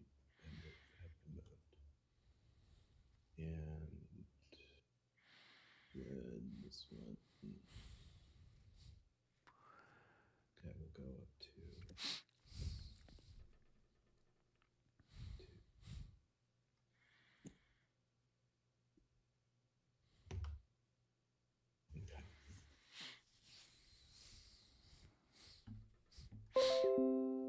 Excuse me. Thanks for that. I was trying to remember the rules about that. So It's actually really cool. You mean somebody spent a lot of time writing that mechanic, and then if you're willing to use it, it's a pretty fun mechanic. It's like, okay, I can imagine them trotting sideways, or pivoting and then columning off on the flank.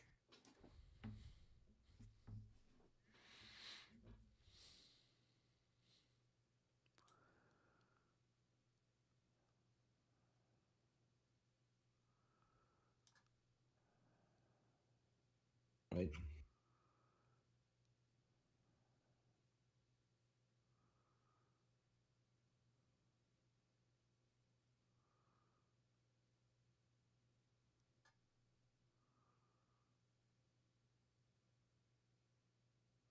I think I'm done with all my out of command units.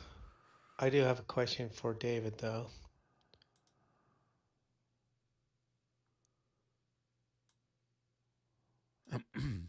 David's down in French headquarters. Yeah, do you remember if I don't know how he's pronounced his name. Drought, the guard artillery commander. Drouot, Yeah. Was he attached to this artillery that I'm moving up that's out of command? He moved during this turn from where he was to where he is now. Okay, let me mark it. Yeah. So he should be marked as moved, yeah. Okay. Cool, then I'm done.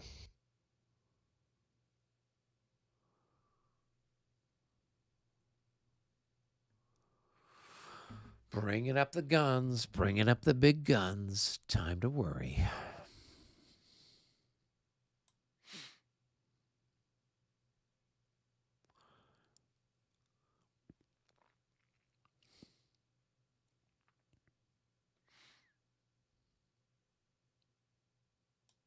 Mitch, in regroup, you have some of those battalions medium deep and a battery from the 24th Division.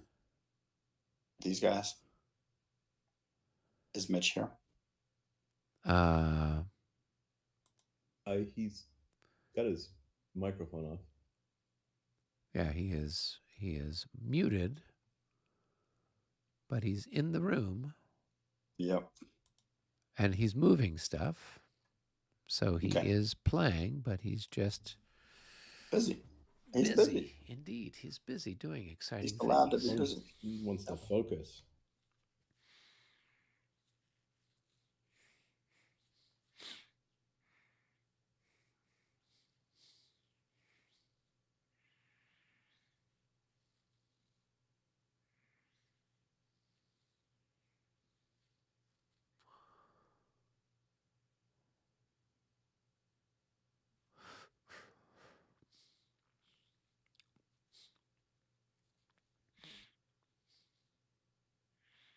So Eric, we played like 10 hours of FAF over the weekend. Yeah, I'm sorry I missed that. I had a big archery thing going on Saturday, and so I was gone for that pretty much the whole day. And then did you reach me on Sunday, or no? It was a Friday night. I was teaching Friday, fencing. and I think I texted you on Saturday too. Yeah. Sure. So, well, did you guys have fun? Did you get great things accomplished in the FAF universe? Yeah, we talked to his two friends into buying the game, and actually William bought the game for one of the guys. He was reluctant, and they both got hooked. Oh yeah. But one guy's a little OCD, so he's like really slow at doing things. But he's getting better. Yeah, in a real-time game like that, that's can make a bit of a difference. So yeah, and then there's a new AI called M28. Oh my God! Like all the other M's weren't bad enough. Yeah, to make it even worse. Oh sheesh! Did you guys play "You Shall Not Pass" or Sutton's We played that, Clutch? and yeah, we played a lot of Sutton's Clutch. Okay. How did you do? Did you hold up your end of the stuff for the team? I did better at the center. Yeah, I'm That's still good. I'm still the cannon fodder, but but it was pretty fun. So Robert, there was a set of hussars down by Dontuar's battery. Where did they go? Regroup, right? Which battery are you talking about? There was I guess they went back here. Yes. Did they have a command MU? No, they were regrouping toward Chastel. But they're under their brigade commander, so they can't regroup towards their division commander. Oh, I was under the impression I could move the divisional commander and the brigade commander. What you could have done if you wanted to, you could have moved the brigade commander during the leader phase to be with the division commander. Then you can move the cav units to, so if you just move Gautran over on top of Chastel or with him, then they could do that. Okay. Well, is it okay if I do that? Of course. Yeah. Okay. I didn't realize that. This is how we learn. And another minor thing, when they got to the hex they're in, they were sidestepping into it, not backpedaling to get to their commander Gautran. Gautran would have to be over here with Chastel because he's 3 hexes from where they're at. So you should be pointing anyway but the way you're pointing. Okay. Even if you had the movement points to face that way again? Once they enter the command zone, they stop. Right. They can't then make an about face. So they would be facing the way that they were moving. Right. Or sideways, right? Because they can move sideways or forward, but not backward. So they can't backpedal in there. They can sidestep in there. It's minor stuff, but it does end up affecting the facing. facing. It has to be facing that way? Beautiful.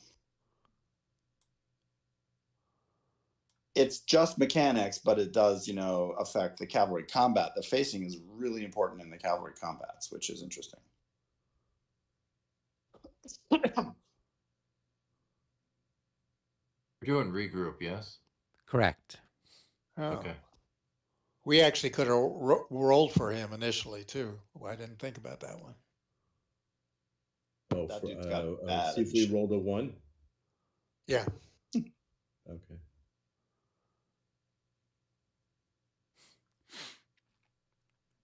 So, Mike, are you breaking down those poles or? I'm joining them up.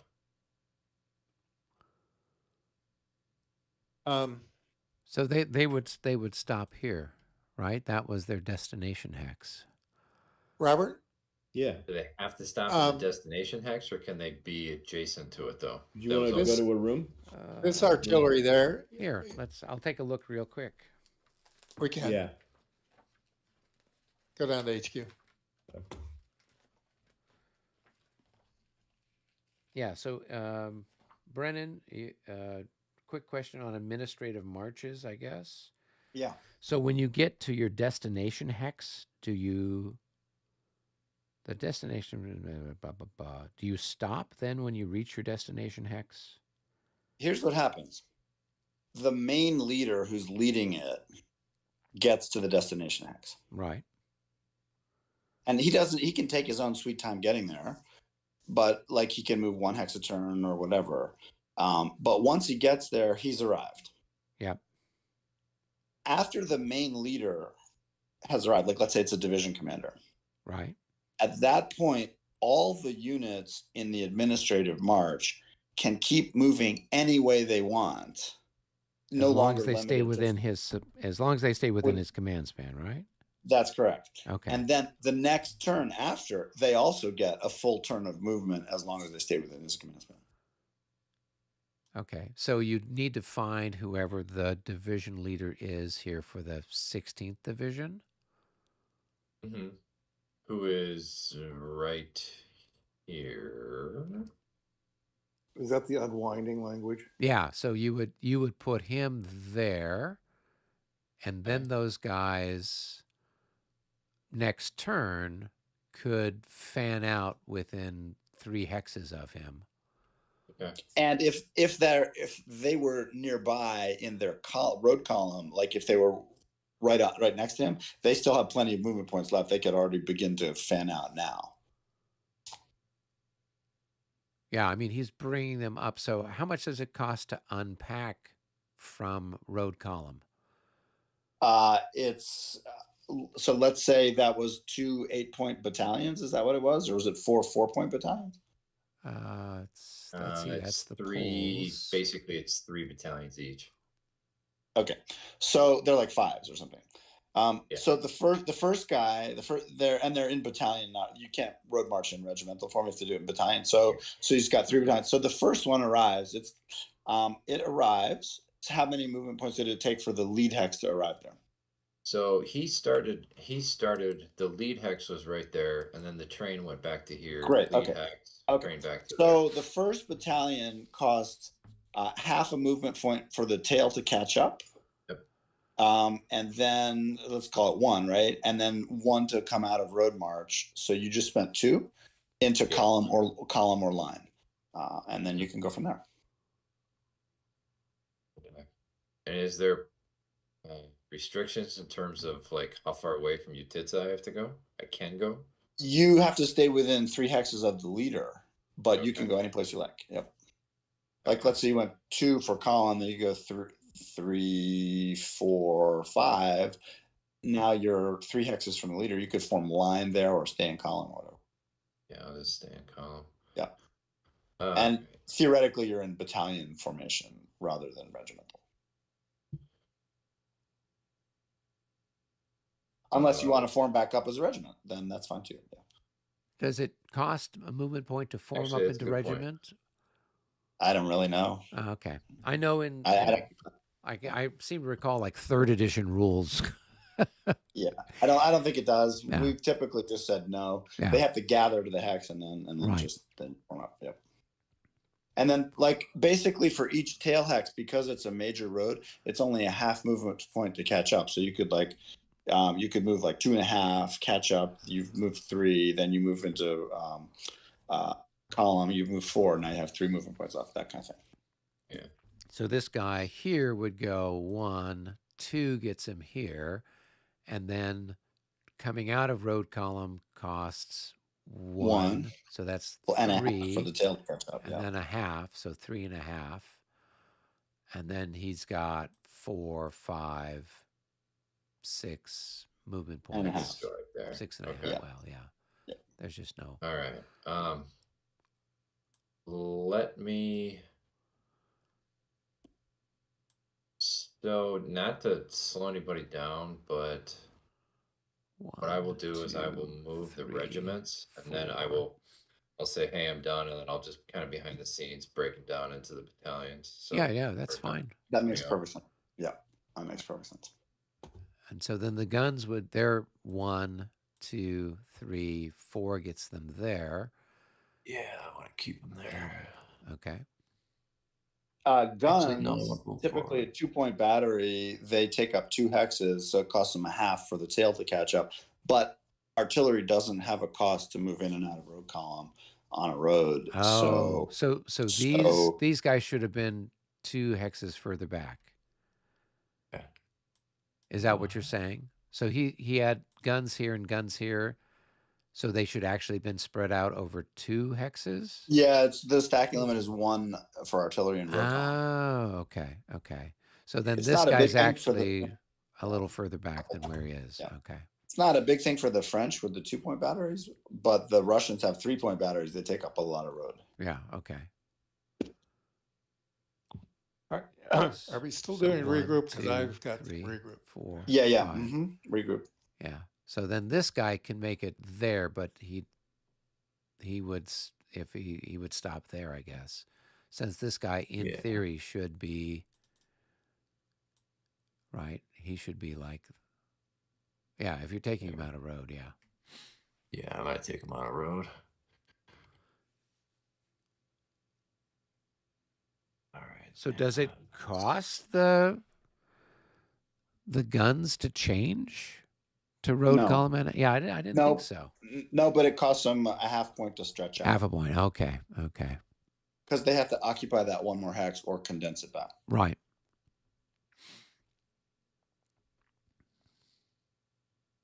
Oops. guns moving on trails are slower, Right. but the mechanic is similar. Hey, Mitch, are you here? Maybe Mitch is not here. All right. I am here. I was just on mute. You have a few regroupable battalions north of the Great Redoubt. I'm pinging them. Oh, thank you. All right, yep. They were like off the edge of the world in asteroids. They're like wrap around. I was teaching my grandson, who's 6, how to play asteroids. He had a blast. Oh, wow. There's a really great emulator on like iPad, and you go, wheelie, wheelie, wheelie, here comes the UFO. You know? Right. Oh, yeah. Played that. Just a as exciting. ton.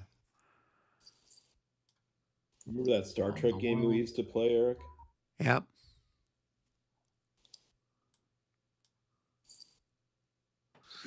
Yeah, that was the one where you had the, what was it? You could warp, and you had the photon torpedo buttons. Yeah. And the Klingons were little triangle-shaped Space War. pieces. Space War. I think is what that was called. No. This was actually Star Trek. And so you had a ship that looked like the Enterprise. It was a little, Yeah. it was all monochrome, like Yeah. asteroids. Video arcade game, right? Yep. Wasn't that called Space War? No, it was Star Trek. And it had the voice of, I think it had the voice of Kirk. It had the voice of Spock or something like that would pop up from time to time. Do you remember the Star Wars one where you're flying Luke Skywalker's X-Wing into to attack the Death Star, the trench and all that stuff? An awesome game. Yeah. You had to hit the button just right at the right time. Yep. And then you were rewarded with a beautiful explosion. Yeah. Well, usually it was always, we've lost R2. and then next thing you know, game over. I'm like, damn it. There goes another. Damn it, Darth Vader shot me again. Well, at least you didn't die of dysentery. On the Oregon Trail, true. Yep. Snake bite. Snake bite, yes. That's the one that got me last time. Hey, Michael, Right. I did upload a picture. It's a 200 DPI. Is what the scan. That's what we need it to be, 200? Yeah. Okay. All right. I'm So- probably going to take it to FedEx, huh? Yeah. All right. Easy peasy. Do the Which the is counters a work? well, they're you've scanned them at 300, I think. Yeah. But the counters at 300, does that work? No, they have to match. Oh, okay. I could All probably rescale some of them, and lose some. It won't be horrible. Okay. But if you can scan them in at 200, I sent you just in the chat for our channel. You can kind of see a little demonstration of what I just Okay. checked out. Okay. Cool. Which 200 is not a bad resolution. A lot of times it's 150. So, hey, that's better than some. Yeah. All right. All right. So Poniatowski's core is done with its regroup. Cool. Another chip.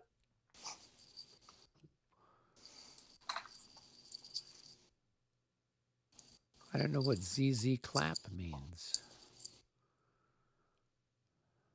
David just typed ZZ clap. Oh, I tried to change the label on something. And why is it going down there? I was trying to put clap on the label of one of the artillery pieces here.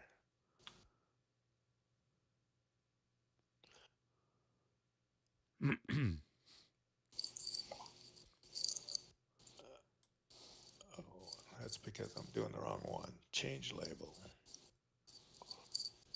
Control L. There we go. All right. That's Club. That's 6VG. Oh, this one is.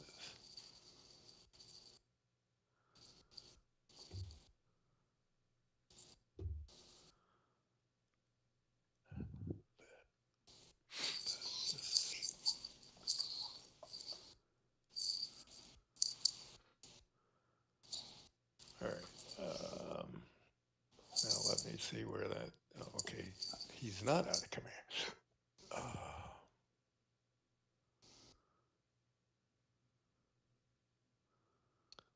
Bessier, he's not out of command.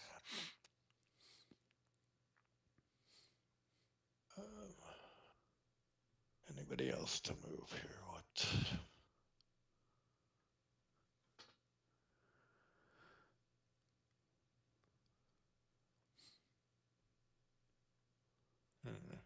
Okay.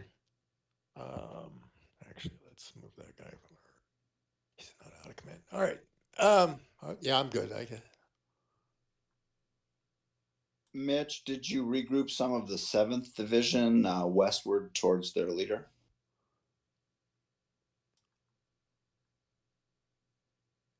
Yeah, that's this stuff that's over here, right? Right. As close as I can, as get it. Very good. I was And limited. how about the artillery of the 7th Division? Where's that located? It's 3 hexes north of it. Okay. And how about the light artillery of the 7th Division? I just as far. Let's see. Okay. And how about this artillery here? Oh, is he associated with? Yep. Yeah, seventh? he's associated with 7. Oh, okay, I did not move. He's him. the 3rd part of their battery. So He belongs with these 2 up here. Yeah. You could, something. Yeah, I don't think you can stack this artillery with that. can't I? Oh, I don't know. I thought Isn't the it artillery 2? was worth 8 6. points or something. Yep. And then, Mitch, you regrouped the heavy artillery. Let's not do that. Let's, where did the heavy artillery start? Let me get this one done first. Yeah, you actually want the heavies over with the other heavies. Okay. Because next turn, they're going to get a command of some kind and go on limber. And you don't want to. Let me take. I could look it up on my other chart. Yeah. Okay. Yeah, it started. I think I've got it. Okay. Yep.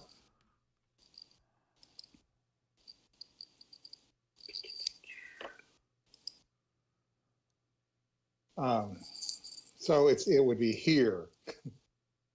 So I couldn't go into that hex if I don't regroup it. Yeah, it was a perfectly good starting spot for it, actually. Up. Okay. Yeah. Mm-hmm. Let me get those guys out of the way. Boom. Okay. All right. Now these guys.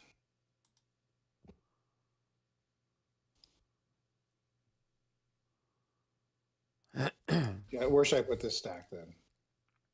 That stack is fine where it's at. Okay. And all you'd want to do is move these guys before maybe you move these guys where they were, right? I don't know. Yeah. This gun kind of wants to be here. Oh, that's fine. I can do that.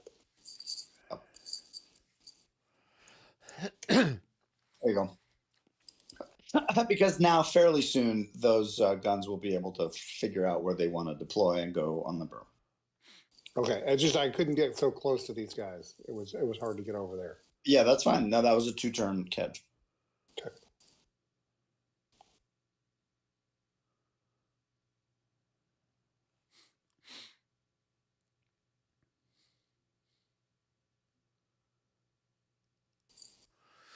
All right.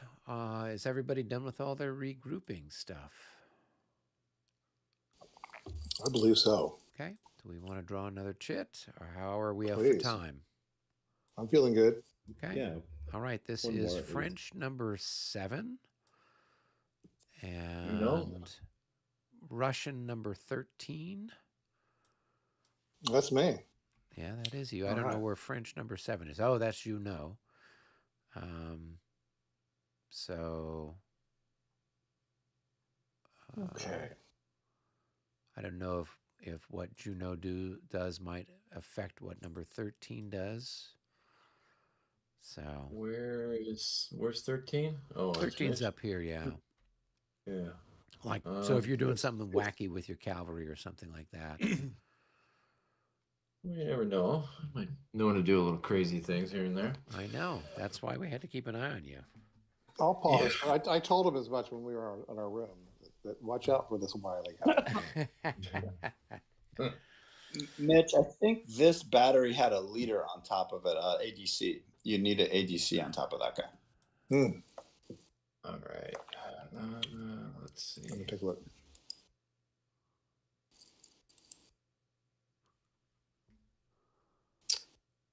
It did not. Okay. Well, no, it had So- Yamalayan. Yemelyanov. Yeah, he should stay with it. Okay. Gotta find him. It's always the trick. Thank you. Boom. Now you're good. All right. Super. Sorry, I got it in my head. I should regroup that over. Yeah, but the heavies are aiming to deploy as a heavy battery. Yeah, I just Yep. got it. I just said, hope he's gray. He goes over there with that guy, and that's where he's got to go. Yeah, you don't want to scatter them. You want to mass them. No, you're 100% right. I just lost my mind for a moment. All right. I gotta do a roll to close. So Not yet. no. Okay. Oh You yeah. declare the assault. And go, Yes. So we're gonna go right here.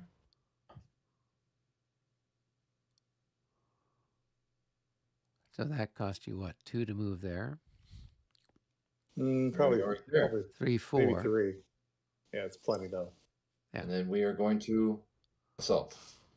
All right. Cool. So put a label on him, or put an assault Yeah. marker on him, and put a label on the assault marker. How many? It's a 2-hex charge. Yeah. 3. 1, 2, Well, 3 3 hex. hexes, right? 1, 2, 3 hexes away. Where did he start? You started right. He started here. here. Yeah. That'd be 2 hexes, right? No, you count the hexes to the unit, the closest unit. And So, then we are going to 1, rinse and 2, repeat. 3. We are going to rinse and repeat. I thought it was the distance he traveled. Nope. Nope. It's the distance. So it's the closest. Okay. Yeah.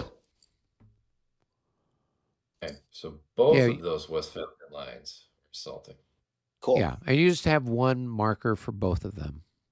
Yeah. All right. So these Jagers are going to consolidate. Okay. So they're going to come out of skirmish formation. They're going to consolidate from 2 hexes into 1. Okay. That costs them 3. Then 2 that go there, 5. And they're going to come here and also assault. Awesome. But just Or you like can they- keep them pointed the way they were. It's Oh, they're in column. It's still a front hex. yeah. Good call.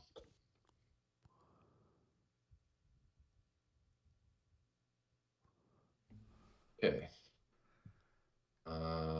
We But are. so those guys were 2 hexes away when they started because they were Yep. here, right? Yeah. Yeah. Okay. Yeah. Okay. So you go to the assault label, so the assault, and then you can there's change label, and then you can write Oh, yeah. 2 hexes, right? So you see how this one now says 2 hexes, and that Yeah. way we know okay, that guy was 2 hexes away, and then this one you could mark 3 hexes, And that way, then we know when it comes time for us to do the assault, we know how many hexes to throw in on the modifier. Sure. And you can thank Rick White for that. Who's the man? You're the man, right? He is the man. Come on. I'm just proud that you're assaulting. All right. So You know, I put landmines there. Oh, all right. So disordered will not. If I move disordered into a hex, basically, if I move these guys right here, They can't move. Yeah, they can. They No, they can, can't. but They're they'd have to disordered. make them. They'd have to make a morale Just- check, right? Nope. Yeah. Disorders cannot do it. Disorder Disorders can't can't move out. disengage. Brennan? Let's read the rule on that one. That's a good question. That would be what, under zones of influence, I guess. Probably, yeah. I could be wrong, but my recollection of the rule is they can't. I think if they fail a morale check, they rout. Like they Yeah. can try to get out, but they rout. But let's find out. Maybe they can't do it. Yeah, I was under the impression that they could, but they'd have to make a morale check, and then if they failed, they would rout. Yeah, if an already disordered unit which fails the check routes. So if they want to get out, they can. They take a morale check, and if they pass it, they exit, and if they fail it, they route and take a hit for leaving zone control. Yeah, the first thing you'd have to do is you have to change your facing, which is a shot, right? Well, no, because disorder has an all-around Yeah. facing. All around facing. Yeah. Okay. This is the disordered units trying to get out of zone control. That's a typical method of escaping. so it's what, a -6 to the Minus morale 3. because of the disorder. Minus -3. 3 for being Minus disordered. 3. Oh, he's super happy. Yep. Right? So I get a shot, right? Nope. You're under assault. When you're under assault, you don't get opportunity fire. So I get half movement. 1, 2. He basically can move back 3, Yeah. but he can't be stacked with He can't go up that. He anybody. can't go up that. Can't go up that hill. What was that about stacking, Eric? So he can't end up stacked. Well, if he ends up stacked, he can't be stacked with a good order unit. Yeah. So that's You can the move morale through check them, for but He can that's- move that's through a them, morale yes, but he can't end the movement stacked. now that's a morale check for the unit he just moved. Nope, through. nope. Only move only through. routed ones trigger a morale check. Disorder can move through good order without triggering a morale check. I don't know about that. Well, yeah, that's pretty clear. It's in the stacking violations or stacking. It's in the stack where it says disordered unit. This is in Regs 30. This is the typical method of getting out of a tight situation. Yeah. If you're disordered, you're about to crack or get hammered, you run. If you fail the morale check, you route. Okay, fine. Otherwise, you're relatively capable to get out. This is typical. So you just move up the ravine. Just move up the ravine and move through the artillery and clear out. You're good. Or you can stop in that unit and then you'll disorder it if you stop in it. I'm not sure I agree with that. Let's make sure we're yeah. 100% on that. So I don't. I mean, you can't swap these two, right? So this guy was back here, right, Michael? Yeah. Mhm. So you have to finish this guy's movement before you can move this guy, I mean, right? I would have moved maybe when you were previously just moved that guy up into theirs to give them the others the spot to move to. But Yeah. So if you can move this guy here, so I that way see what then you're he's saying. got Yeah. somewhere to go. Yeah, because otherwise Yeah. going up because it costs you 2 to go into the brush, and going up the severe slope is +4. I mean, so that guy, Yeah. the guy that's disordered doesn't have enough movement points to go up there. He's got to stay down in the trench. That's a brown slope. It has no movement. It's a constant. brown slope. It's Yeah. only Oh, Actually, okay. the- I'm sorry. I'm looking at Actually, the the. disordered guy can go up there. Yeah. Okay. Yeah. Sorry, I was looking That's at the right. other one. Yep. That's cool. Yep. Mitch, if you want to look at the rules for disorder moving through good order, it's rule number 11.1.2. It's on page 17 in the left column at the bottom.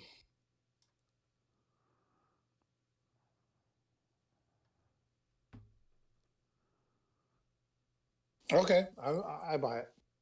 It's a difference from the 3rd edition or 5th edition where disordered units, when they go through other people, they cause a morale check. This is a notable different treatment of disorder. It has its own very coherent logic, but it's definitely different.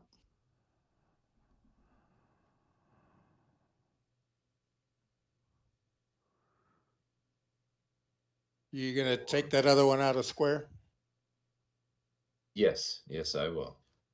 And I thought we talked, the one you moved down here, he was up here, right? Or- Right here. Yeah, Hey, okay. so I actually have a question because the leader for the 23rd Division is here. Oh, no, you're right. 1, 2, 3. Okay. Yeah, but and that guy's with the 24th.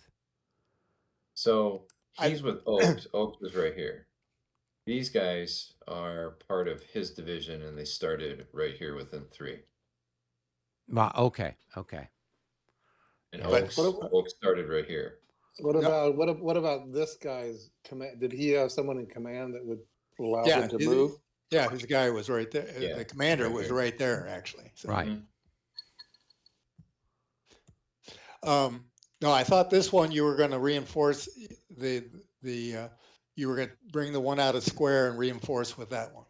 Oh, yeah. Well, I don't think I have enough movement. Wait.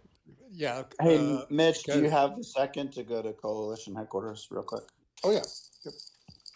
Yeah, I'm you sorry, what were had you saying, Dave? it'd be 4 down to there, then 5, then 6. Yeah, good Well, point. Good call. yeah. But And he'd have to or stop here 5 because into- it's a zone of influence.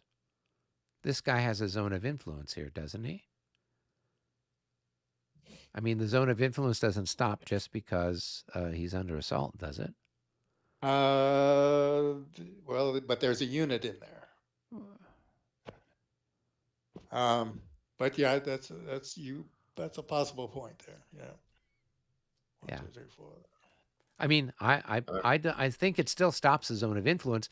I mean, if this guy was routing away and he was going through a friendly unit, then you wouldn't lose an increment for going through there. But I don't think that affects normal movement. I think he'd still have to stop when he gets to that hex. Right. But the other thing, if moving it down there, you're going to block any possible retreat from routing units if you get there, if that happens. Are you talking him? I'm talking your assaults here.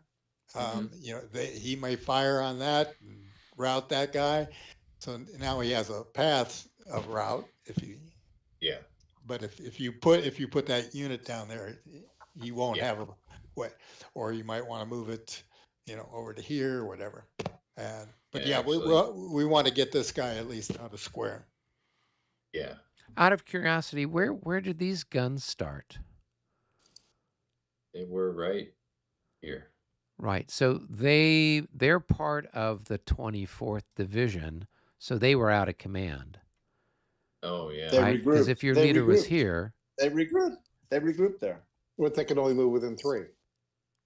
They moved within 3 like that. That's the regroup. oh, he was moving them during the chit phase. Same difference though. Okay.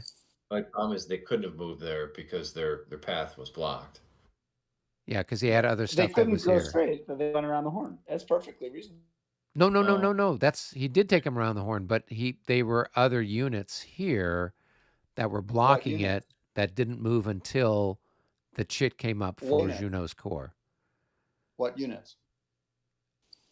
He was right there.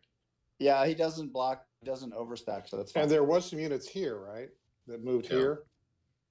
There was nobody right here. Okay, gotcha. Okay. Yeah. Okay. That's fine. Yep. Okay. All right, I am almost done. Yeah, you're gonna bring this guy out of the square, and then you probably need to adjust your. Yeah. Yeah, I was gonna wait till Mitch got back.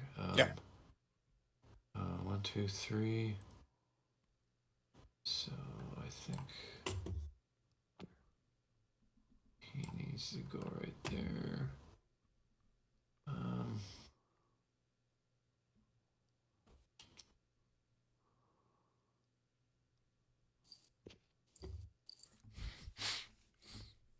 Right.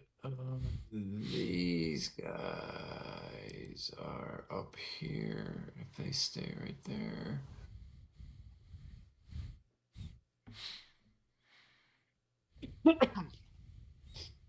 One.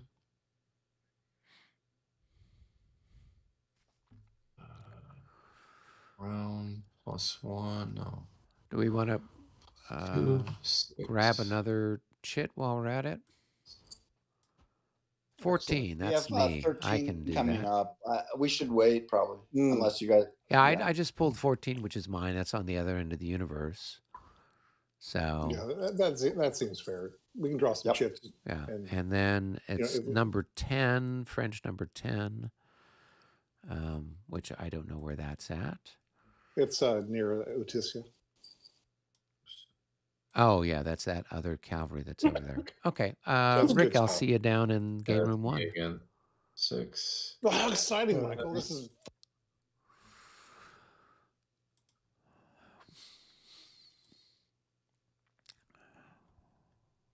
Mm-hmm. Mm-hmm. Let's see. I've got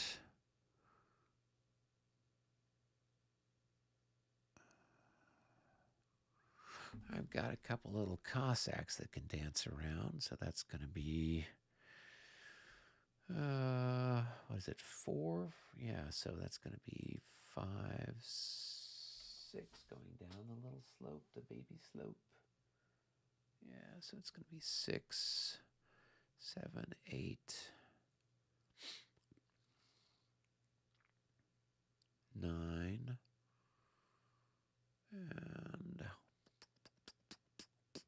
okay, we'll put them over here, and we will move the main man Karpov as well. We'll put him over here. Now, am I able to charge anything if you come within? I'm not. It's within a hex or 2x or not at all? Yeah. No, because you are, this guy can't charge anything because there's somebody else blocking him, right? This other guy I'm moving this way around to get there. Yeah. So can I reaction charge you during your movement? Is the question. You wouldn't be Or if it's reaction only if charging. you You'd move be adjacent to me. you'd be opportunity charging me. And that's only if you're adjacent? No, that's if within I'm 2? adjacent or within 2, basically. So if I moved here, or well, I don't know that he can because he's adjacent to another enemy cavalry, so he can't move. He can't charge. This guy Well, I can't mean- charge. You're in skirmish mode. Why couldn't I charge? Because you're adjacent to an enemy unit. I mean, Okay. I could take a look and see, but even then, I didn't move within 2 of him. I was 3 hexes away. No. Yeah, that's Yeah. fine. I was just making sure that I could reaction or opportunity charge something within 1 or 2 hexes. So carry on though. Yeah.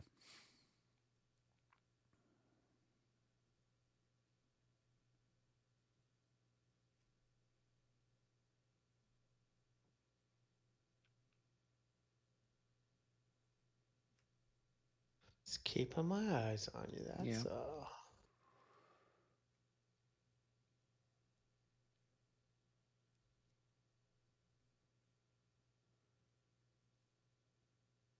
Yeah, it's always as usual, except see odd cases. Oh no, carry on. Don't worry about it. Yeah, no, I was just reading through it. Yeah, I mean, it would be good to know. And of course, I could very well be thinking something incorrectly, but okay, cool. That was really it. I only had that one unit that I wanted to move. All that drama for that? Jesus. I know. On the bright side, let's see, where can I put my brilliant leader? If I put him here, 3, actually 1, 2, 3, 4. He's fine.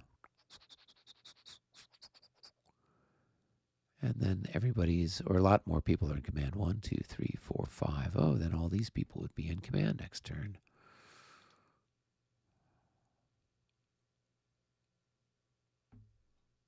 Cool. All right, and then these guys will be out of command next turn. Okay. All right, that's it for me. Awesome. All right, See ya. did you move number 10, or was that? That's not me. I'm Oh, 1, that's 2, and 3. Mike's. That's Mike's guys. Okay. Yeah. Okay. All right. See you in the lobby. Yep.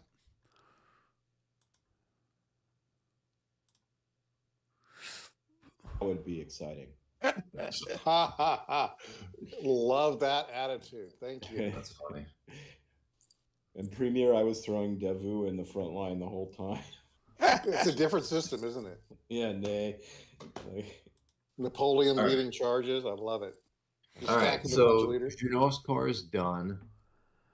So then We Juno's have, core is done. so then we've got number 13, which is Mitch's cavalry there by the Great Redoubt. And then we had number 10, which is, I guess, some of Piatowski's cavalry out on Yeah. the far end of the universe. Yeah, these Brennan, guys. do you mind a little quick strategy? Sure. For sure.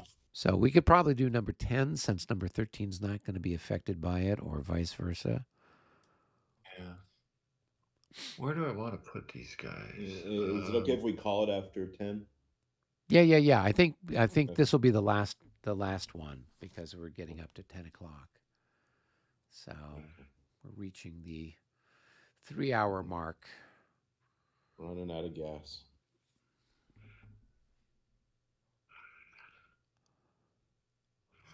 One, and what is our And the cultivated is 2? Alright. 2 for cavalry, yeah. All right, 3, 5, 6, 7, 8, 9.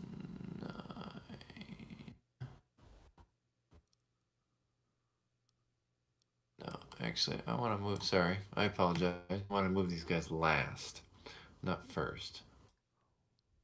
All right, 1, 5, 6, 7, 8, 9. And then these guys follow the same route and in there, and bada boom, bada bing, done. All right, that was exciting. All right, so number 10 is done. So then I guess it's just number 13 is the last one, and that's Mitch, and we'll see what he is discussing. What exciting things.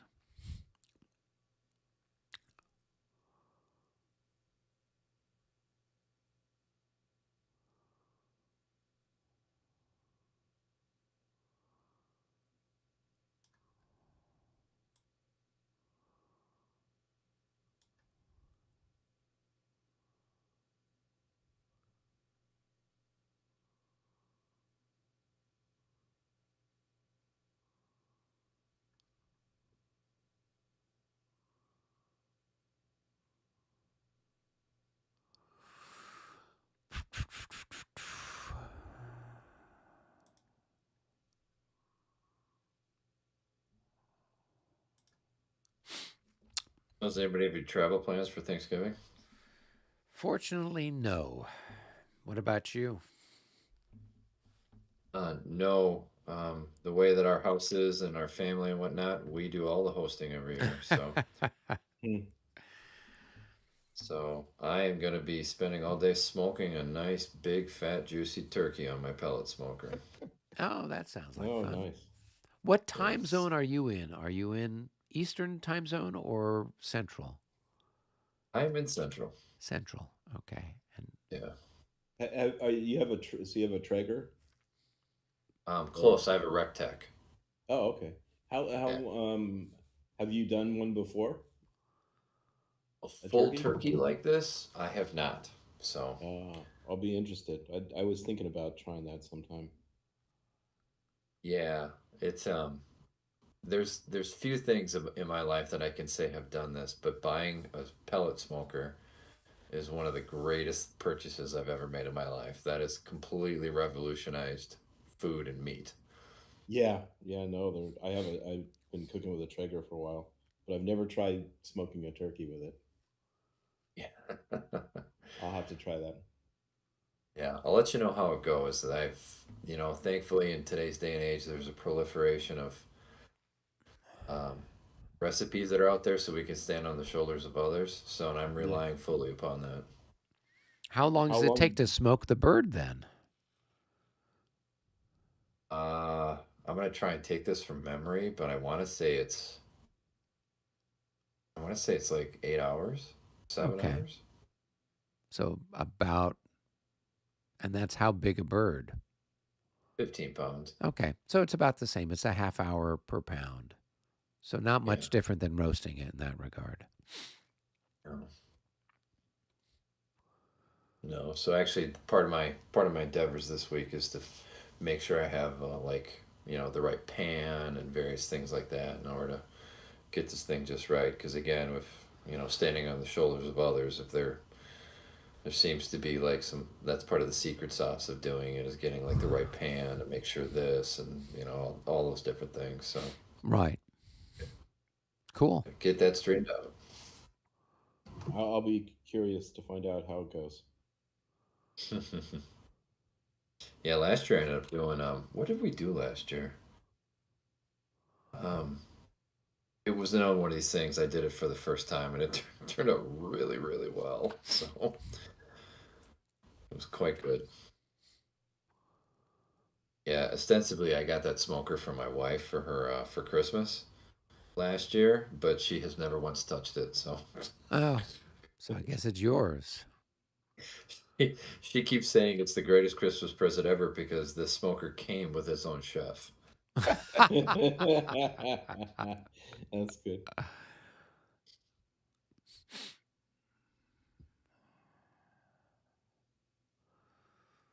All right. Well, I see lots of little flashing things there. So Mitch must be getting some advice from Brennan as far as what to do.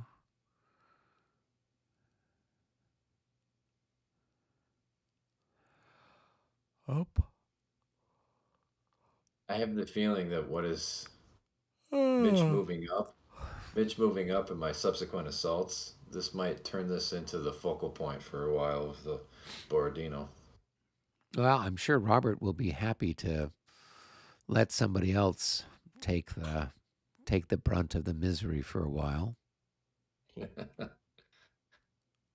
I was telling Dave, all my guys over there were all passing their morale checks only to get just exterminated.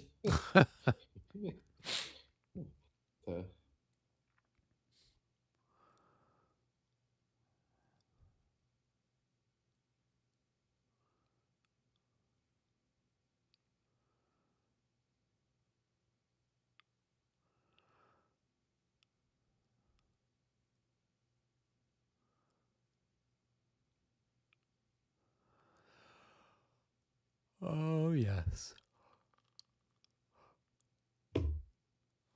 Oh. In Supreme Commander, they have one of the other races has this experimental that's like 10 times taller than anything else in the game, and it channels all your energy that you produce into a beam. Oh my God.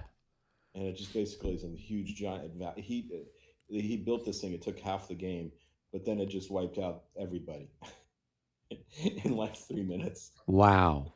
Yeah, we sometime when we play it, we got to build one of those things. All right. So just so we're clear, I went ahead and moved a couple cavalry units here. Let's see. Yeah, we here. saw them. We've been watching you. So no consequence. Yeah. Well, this looks like an illegal stack, but Oh, I'm going to move another unit, so don't worry about that too much.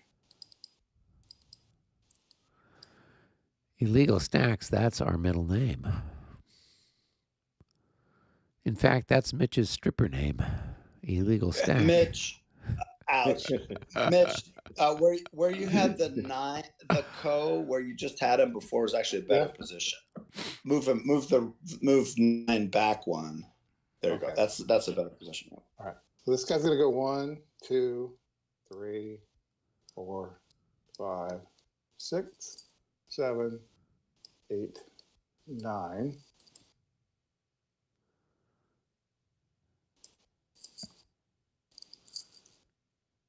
Now, there were some options to move into square if you want, I guess. Although I don't know if assault guys can go into square. I don't know that if you're under an assault marker, you can go into a square, can you?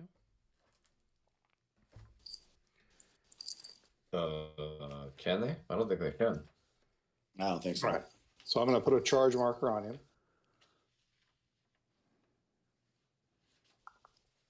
Mitch, looking back at the other regiments, the blue guy and the green guy, I think you could probably safely move the blue hussar 1 hex to the east.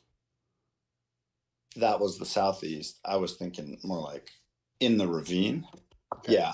And I think the dragoon should go here. And the reason is this guy has, this way he's got a zone of control covering, and this way this guy has zone of control here. So that you're really protected to artillery units, and that gives you kind of a better overall protection. Overall, okay, wonderful. Yeah. Okay. Cool. All right. So now I guess you would do the charge, right? Take a look quickly at the leaders.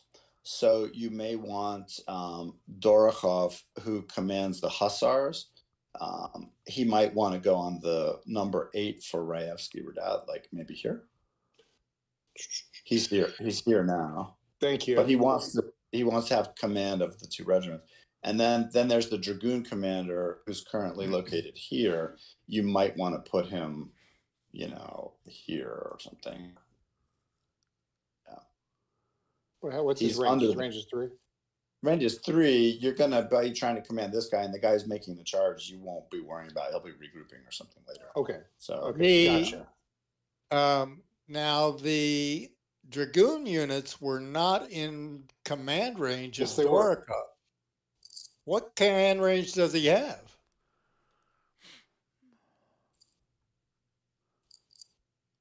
This Dyatkov is the dragoon brigade commander underneath Dorokhov. So it's a division that activates 2 brigades. Oh, okay, I got you. Yeah. So our divisions are kind of the equivalent of your corps. Yeah, you got some weird command. It's pretty weird. The division commander commands the light cav regiments as a brigade commander on a second hat, and then the dragoon brigade commander commands the dragoon. Yep.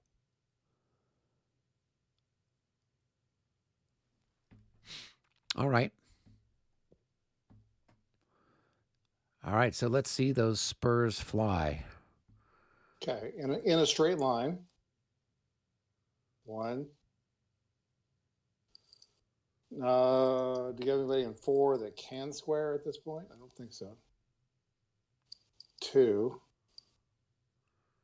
Now these guys can square.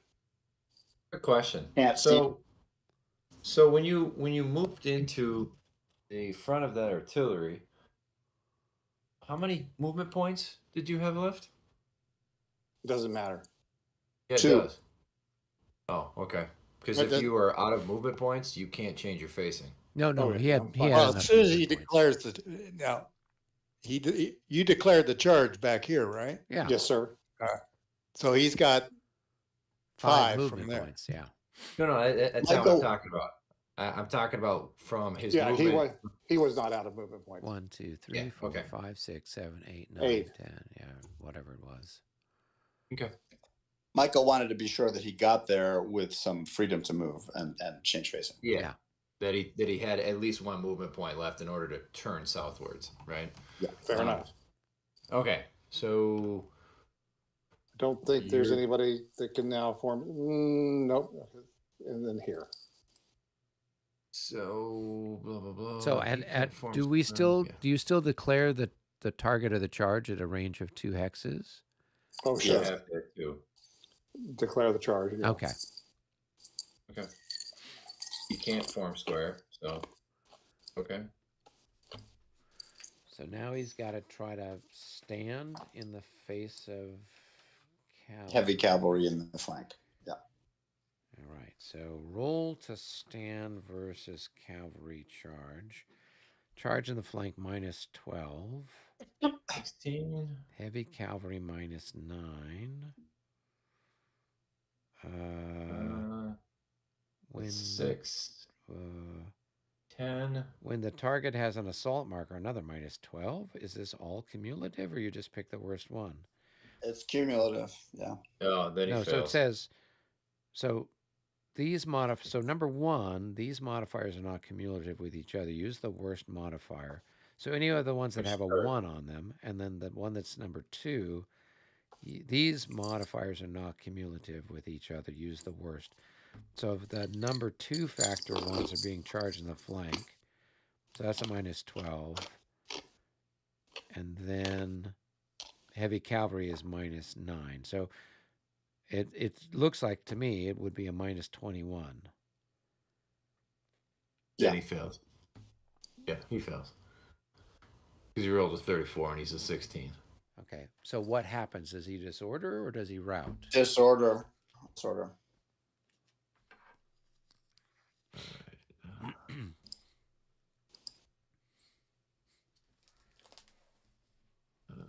Let's see. Oh, there we go. Now there's the fire.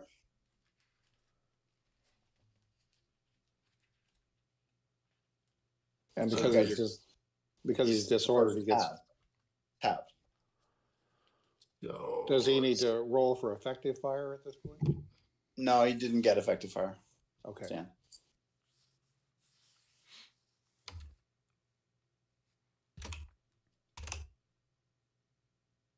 Five. I think I'm looking at the rules for forming square in the face of a charge, and if he was the target of an assault, he couldn't. But there's nothing there that says he can't, being the assaulting unit. I think it says when you declare an assault, you can't change formation after that.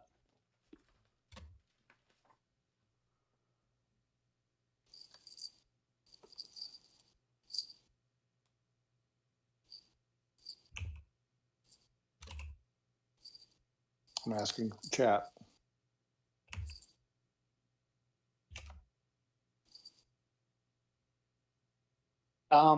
If you look, David, in 16.2.4.1,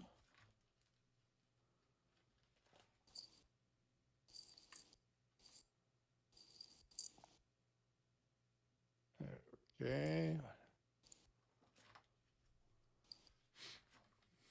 Chat does say no. It says Okay.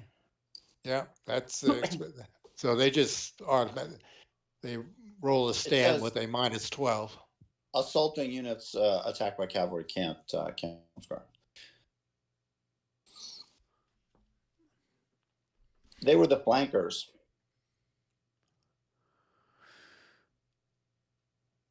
Okay. All right. So then Michael would do fire combat, and it's going to be your printed value halved because you're disordered. Is that right? Yeah. Yeah. Okay. Well, go ahead and roll something and see what you get. Yeah, that's a good point. Yeah. So that's nothing. Yeah. So then now I guess what you do the combat. Yeah, melee. Okay. So what are the modifiers for that? I'm doubled, so I've got 72. Okay. And then he's going to be halved because, well, plus he's partially damaged, right? So I'm at my base goes down to 11. So you got about six defense. Yeah. Yeah, so it's 5-1. 5-1. And then there's no pluses or minuses, right? No pluses or There's minuses. no, Just roll. There's no leaders there. Okay. Oh, not so great. 12. So at 5-1, that is, it Nothing. looks like it's a blank, A You bounce. bounce. a bounce. It was an awesome charge, though. Yeah. Does it stop the assault though? Yes. Okay. That unit is out of the assault. Yeah. Okay. And bounce is how many squares?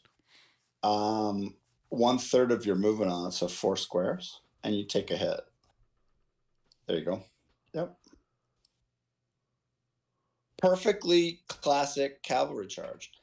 Most of them are tremendously impactful. At minimum, they cause disorder and trouble, and sometimes they bounce. All right. And doesn't Very he took the hit, he's disordered, and doesn't he do a morale check now and to see if he'd actually routes? Yes.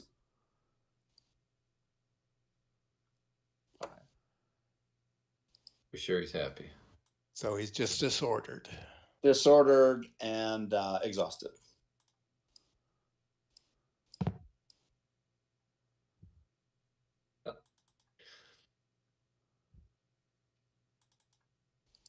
Mitch, if you feel like it, you could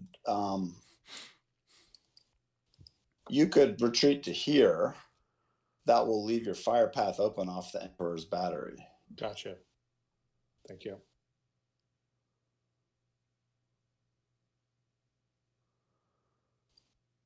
And your protection path from the Grey Hussars against the cavalry attack. He can't. Delivered. There, 4. Yeah. All right.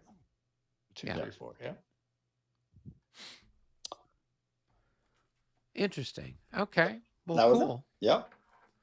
So That was really yeah, cool. that's where the machinations of fate, even at 5-1. So that's what's different from this combat chart than for Premier 3rd edition, 5th edition, because at 5-1, even if you roll a 12, you get a DD result. This gives that little piece of uncertainty, which is actually really exciting and makes the whole thing very exciting. Yeah. Well, and particularly if it had been a case where, like, there'd been a fire result, and so then you'd have a -6. So even at a 5-1, if you had, like, if you chipped one shot away on the other guy, if he rolled badly enough, if he rolled, in the low 20s or teens, then you could potentially get away. Yeah, all very. If I had brought the leader with me, I would have got a better result. If you brought the leader with you, he'd be potentially a died. casualty, You'd die. right? Oh, Because God. you'd have to roll for leader loss on 11 or 12. Yeah. Yikes. Yikes. So even better that I didn't bring him. Yeah. Now, that would have been cool. Yeah. Oh, I'm glad you like that. It would have been F Barclay F should have troop. been there. He would have. Where you roll so horribly. Yep. It's like you Typical. you were such a bad leader, you deserve to die leading a charge like that. That ineffective. So okay, I guess we can hit the save button. We still have probably a fair number of chits left, right? 1, 2, 3, Yep, a 4, few. 5, 6. We got 6 French, so there's at least another 4 or 5 French still in the And we bucket, have not right? even pulled the artillery chit yet either. The artillery chits and have we got all the? Have we moved all of the Russians? 1, 2, 3, 4, 5, 6, 7, 8. Yeah, it looks like 9. Yeah, it looks like all the Russians are done. So it's just the French. That's kind of weird. Cool. Very, very dramatic turn. Thanks, everybody. Yeah. Wow. Yeah, Thanks it for the was- excitement. Good gameplay. All Right right. on. Yeah, that was fun. Very See good. you next gentlemen. week. Yes, next right, week. So Kevin. next week is the week of Thanksgiving. So I will be around. I will be around. So. Yeah. I would love to play. So please. I'll be around as well. Yeah, I'm I'll be in. around. And what turn was this? Is this the 10-20 turn? Yeah, the 10-20 turn. 10-20. Okay. Is it 10-20 or 11-20? 10-20. 10. Okay, cool. Very well, gentlemen. We will pull the plug right. on